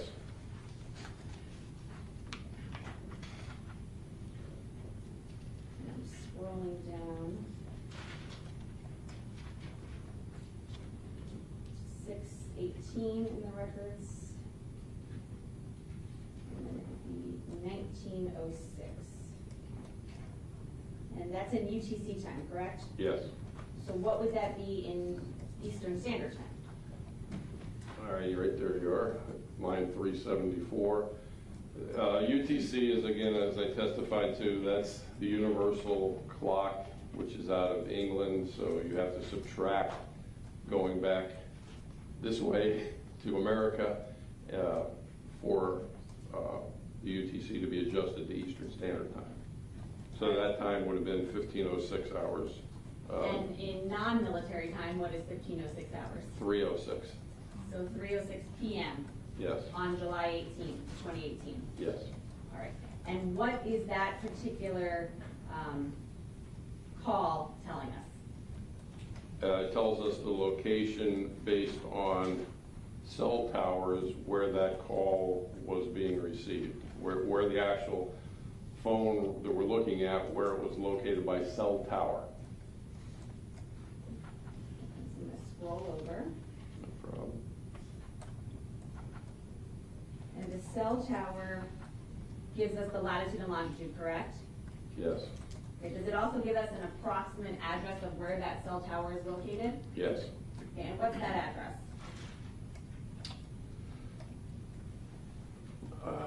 127 Northwest 16th Street in Pompano Beach. So I'm going to write down on my white pad 127 Northwest 16th Street. And in which city is that? Pompano Beach. Okay. So 3 p.m., or 3:06 p.m., I should say. William's cell phone is seen there. Yes. And that particular cell site location, what is that near? What address is that near? Dedrick Williams' home address of 550 Northwest 17th Street in Pompano Beach.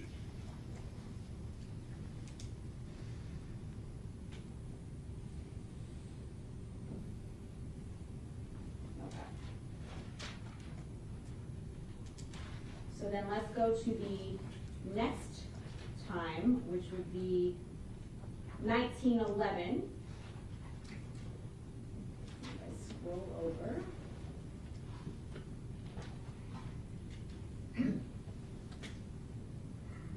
That would be number line 376. Yes.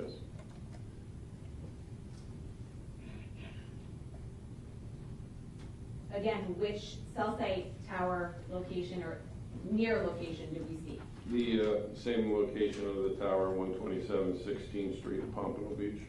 Okay, and 1911 would be what time in military time? 3:11 p.m. In non-military time? Non-military time, I'm sorry, 15:11 military.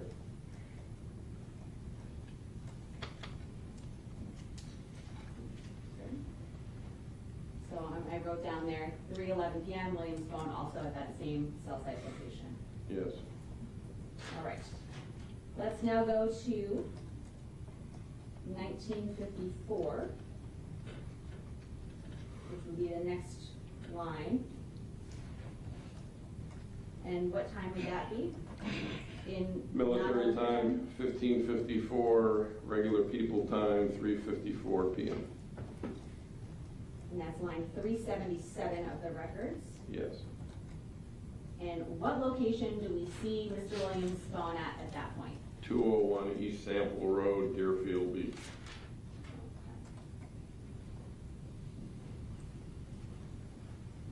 So I'm going to write down that address. You said it was 201, say that again? East Sample Road, Deerfield Beach.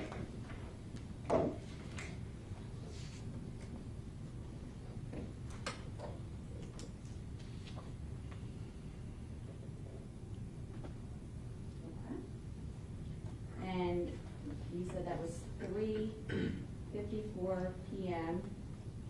Williams phone. Yes. And what location of that cell site is that near? It's the tower near Riva Motorsports.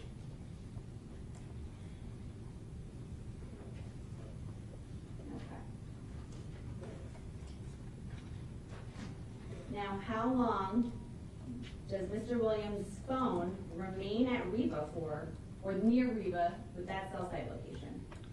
It showed activity twice more. The last time, according to my report, was at 1957 UTC, which is military time 15:57, which is real people time 3:57 p.m.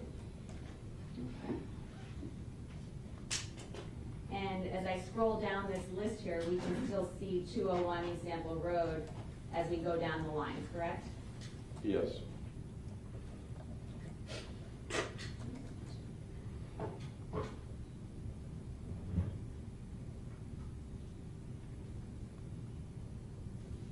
Now, the next time that we see any activity would be what time? 1957 UTC. And that would be line 383. Right. And what is that location? That is 1725 Northwest 31st Avenue in Fort Lauderdale. Okay, so now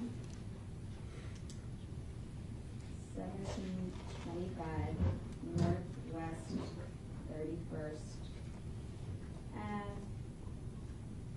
Fort Lauderdale. And what time did you say non-military time?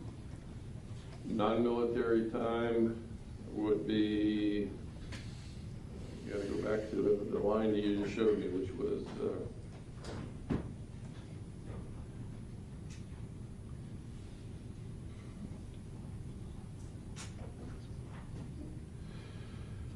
5:57 military time, 3:57 real people time.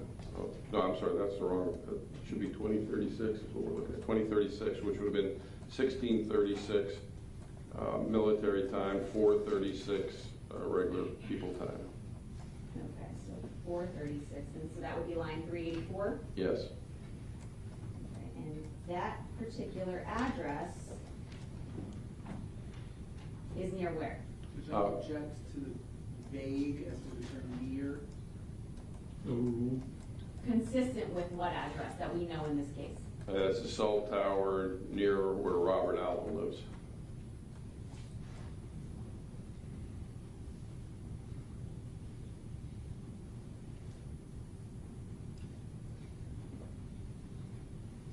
So 4:36 PM.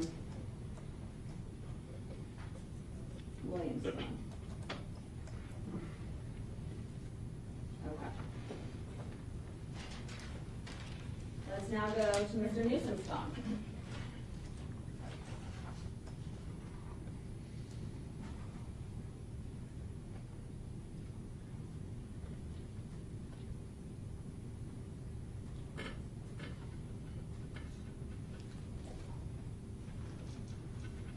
Let's look at the subscriber information first. Can you tell us the subscriber name on this particular document? Bravon Newsom. Okay. And what was the phone number associated with these records? 754-367-8492.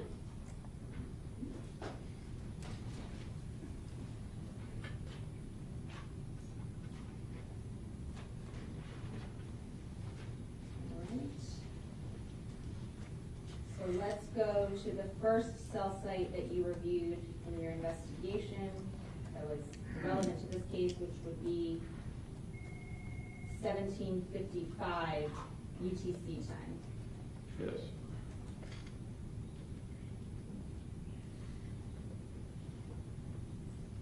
That would be line 182, correct? Yes. Okay. What time is that in Eastern Standard Time? It is 13:55 military, 1:55 Eastern Standard Time. Okay. And do you recall what tower that was consistent with? Yes, it's the tower at 127 Northwest 16th Street, which is a tower consistent with Diedrich Williams' house. So 1:55 p.m. Newsom's phone. All right. Now, was there any activity on this particular device between 1:55 p.m. and approximately 4:02 p.m.? No. Okay, now in your training and experience working with these records, plotting cell sites, can you explain why there might not be activity on a phone? Objection, Judge. Sheer speculation has already been answered in his direct and cross as well. It could be the phone is not being used or the phone has been turned off. Okay. So now let's talk about that next cell site when there's activity on the phone. Yes. Which would be 20:02 UTC time, line 183. Yes. Can you tell us what cell site address it was consistent with? Okay. In my report, I believe it's 111 or 1101 Northwest 5th Street in Pompano. Yep. 1101 Northwest 5th Street in Pompano, okay. Yes. And then the next cell site, which would be 2003, line 184, in Yes. Mr. Newsom's records. Was there a cell site tower that Mr. Newsom's phone hit off of at that point? Yes, it was the tower close to the tower was located at 1725 Northwest 31st Avenue in Fort Lauderdale, which is the tower close to Robert Allen's house.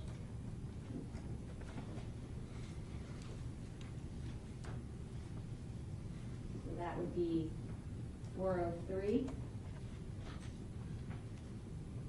p.m. Okay. Now let's go to Mr. Boatwright's cell site records.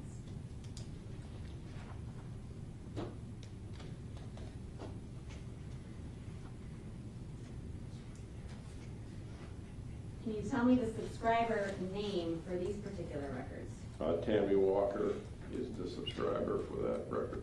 And who is Tammy Walker? Mr. Boatwright's mother. All right, and what is the phone number associated with this particular phone?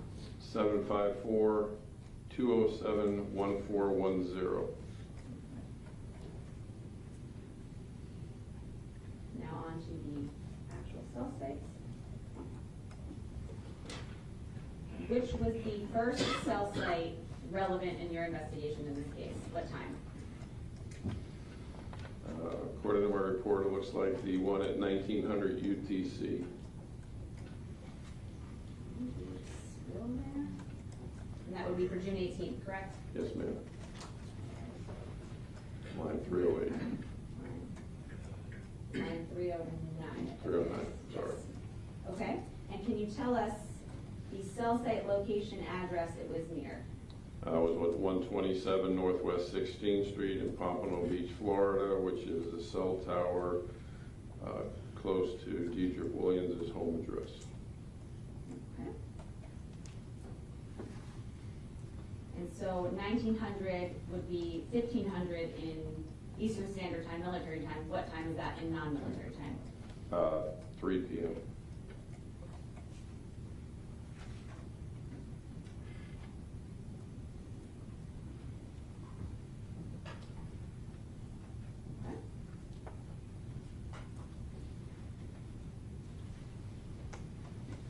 The next cell site I want to talk about is the next time it has phone activity, which would be 1936, line 310. Yes. Can you tell us the time or the address of the cell site location? 201 East Sample Road in Deerfield Beach. Okay, and what is that cell site location consistent with being near? The tower close to Reba Motorsports. All right. And what time in non-military time would that be? Non-military time would be 3:36 p.m.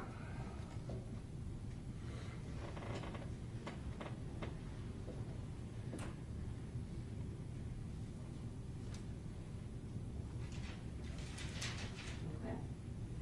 Now let's talk about specifically with that particular cell site that we received that we're talking about at 1936, who was involved in that particular call? That was Mr. Allen phone communicating with Mr. Boatwright's phone. So was that Mr. Allen's phone calling Mr. Boatwright's phone? Yes. And how long does Mr. Boatwright's phone remain at that same location, which is consistent with being at Reba Motorsports? According to my report, it remains in there until 3:44 p.m.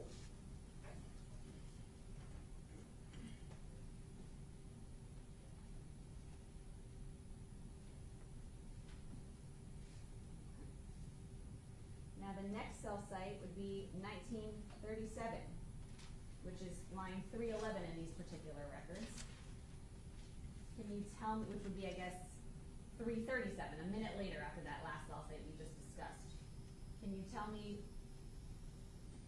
even though you just said that this phone remained until 3:44, does the records indicate that in fact it remained at that cell site location consistent with being at Reba Motorsports? Yes, it did. And who was calling who in that particular cell site location?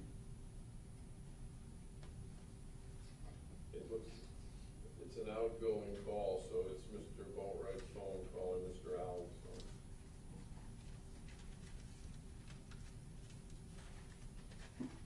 Now let's discuss the next cell site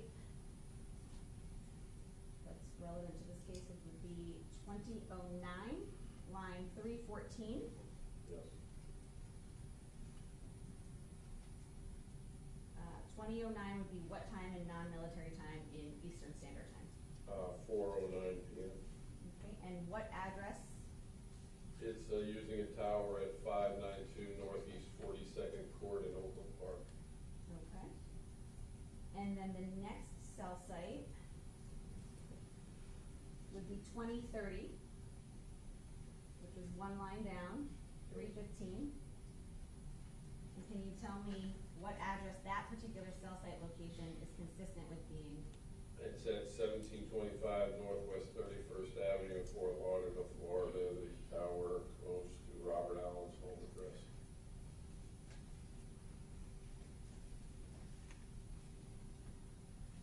So that would be 4:30 p.m.? Yes, ma'am.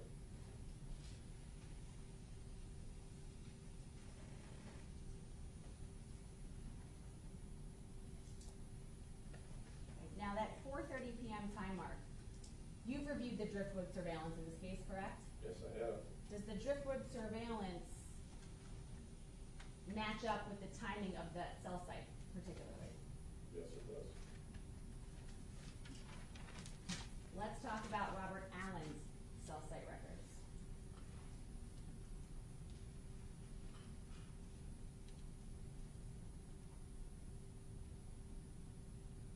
Now, in this particular subscriber information, it's already been testified to that there's no subscriber information because it was a prepaid phone, but can you tell us the phone number associated with this particular account?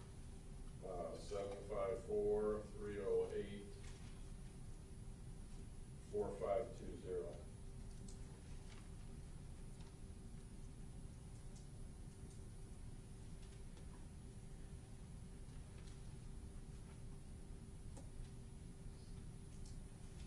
So let's talk about the first cell site relevant to this case as being 1903 on 6/18 of 2018.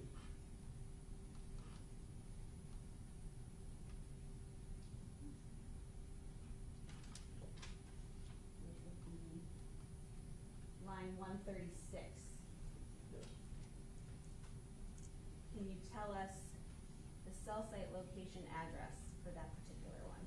At that time, which is 3:03 p.m., the phone is using a tower at 550 Northwest 17th Street in Pompano Beach. Okay. And then what is that near? Deidre Williams' home address, And what time would that be? 3:03 p.m. Now, I know you said 550, but is that Oh, Deidre I'm Williams' sorry. actual address? That's his home address. The tower is actually 127 Northwest 16th Street. I'm sorry. Okay.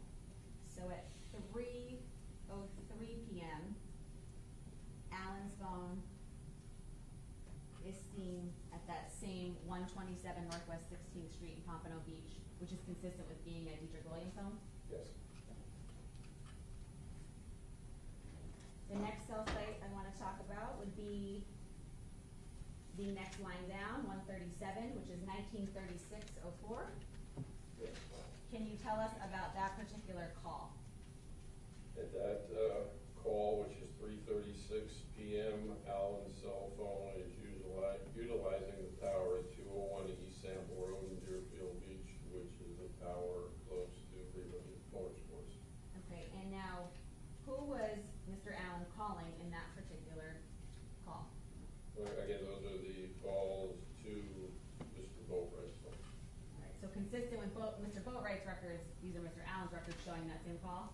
Yes.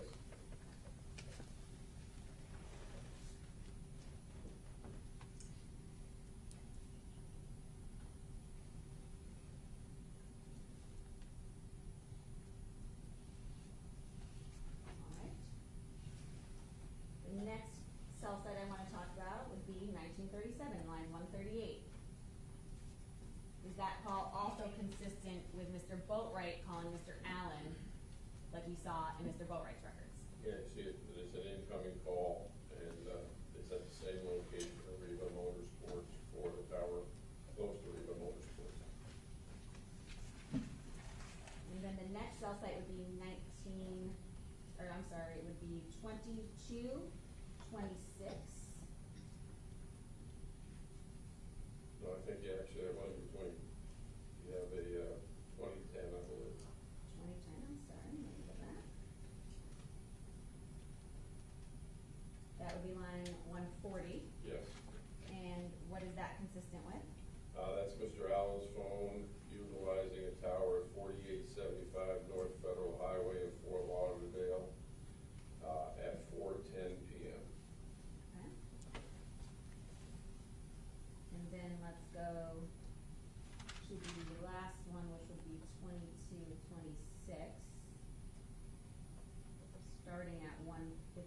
2023. Yes. And what was that consistent with? That's Mr. Allen's cell phone utilizing the tower at 1725 Northwest 31st Avenue in Fort Lauderdale, Florida. That time is 4:26 p.m.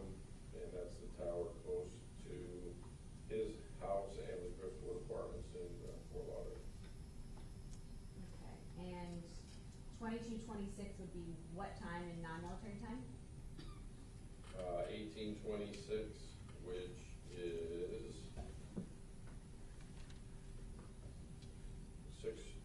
4:26. 1826. I'm gonna have to do the math right now. Yes, please do the math. It's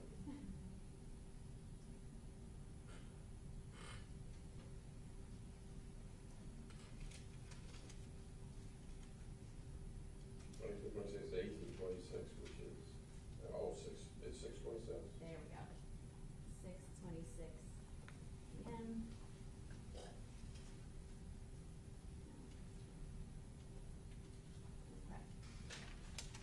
Now, just want to double check something.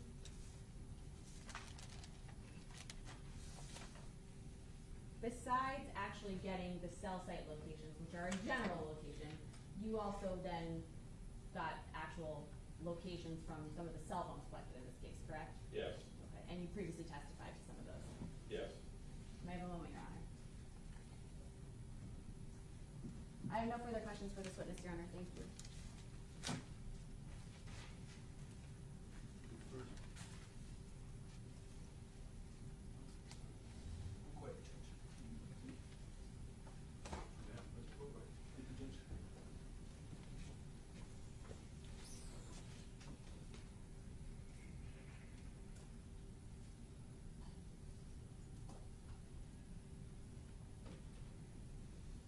Good afternoon, sir.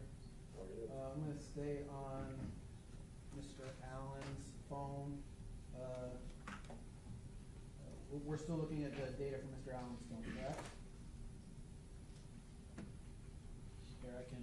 Yeah, I just have to be able to focus a second. Yes? Sure. Yeah. Robert Allen, T-Mobile Records. No, I just had to see the number on the top. You were moving it around too quick. Oh, my No problem. Yes, that's Mr. Allen's phone. And you testified about this call 138. Well, that's really small.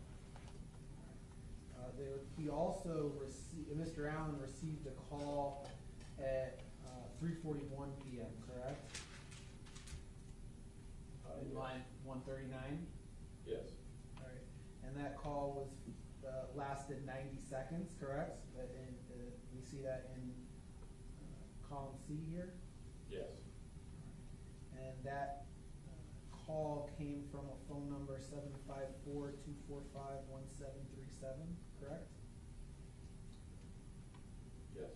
And we see that in here. So just to be clear, so this is the call, line 138, well, I should say 137 and 138. These are the two calls which you indicate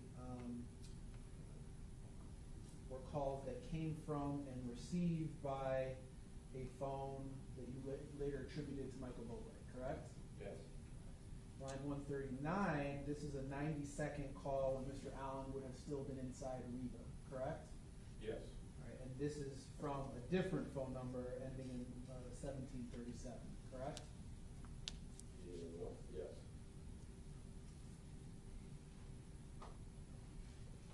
Nothing further? No questions, Your Honor, thank you.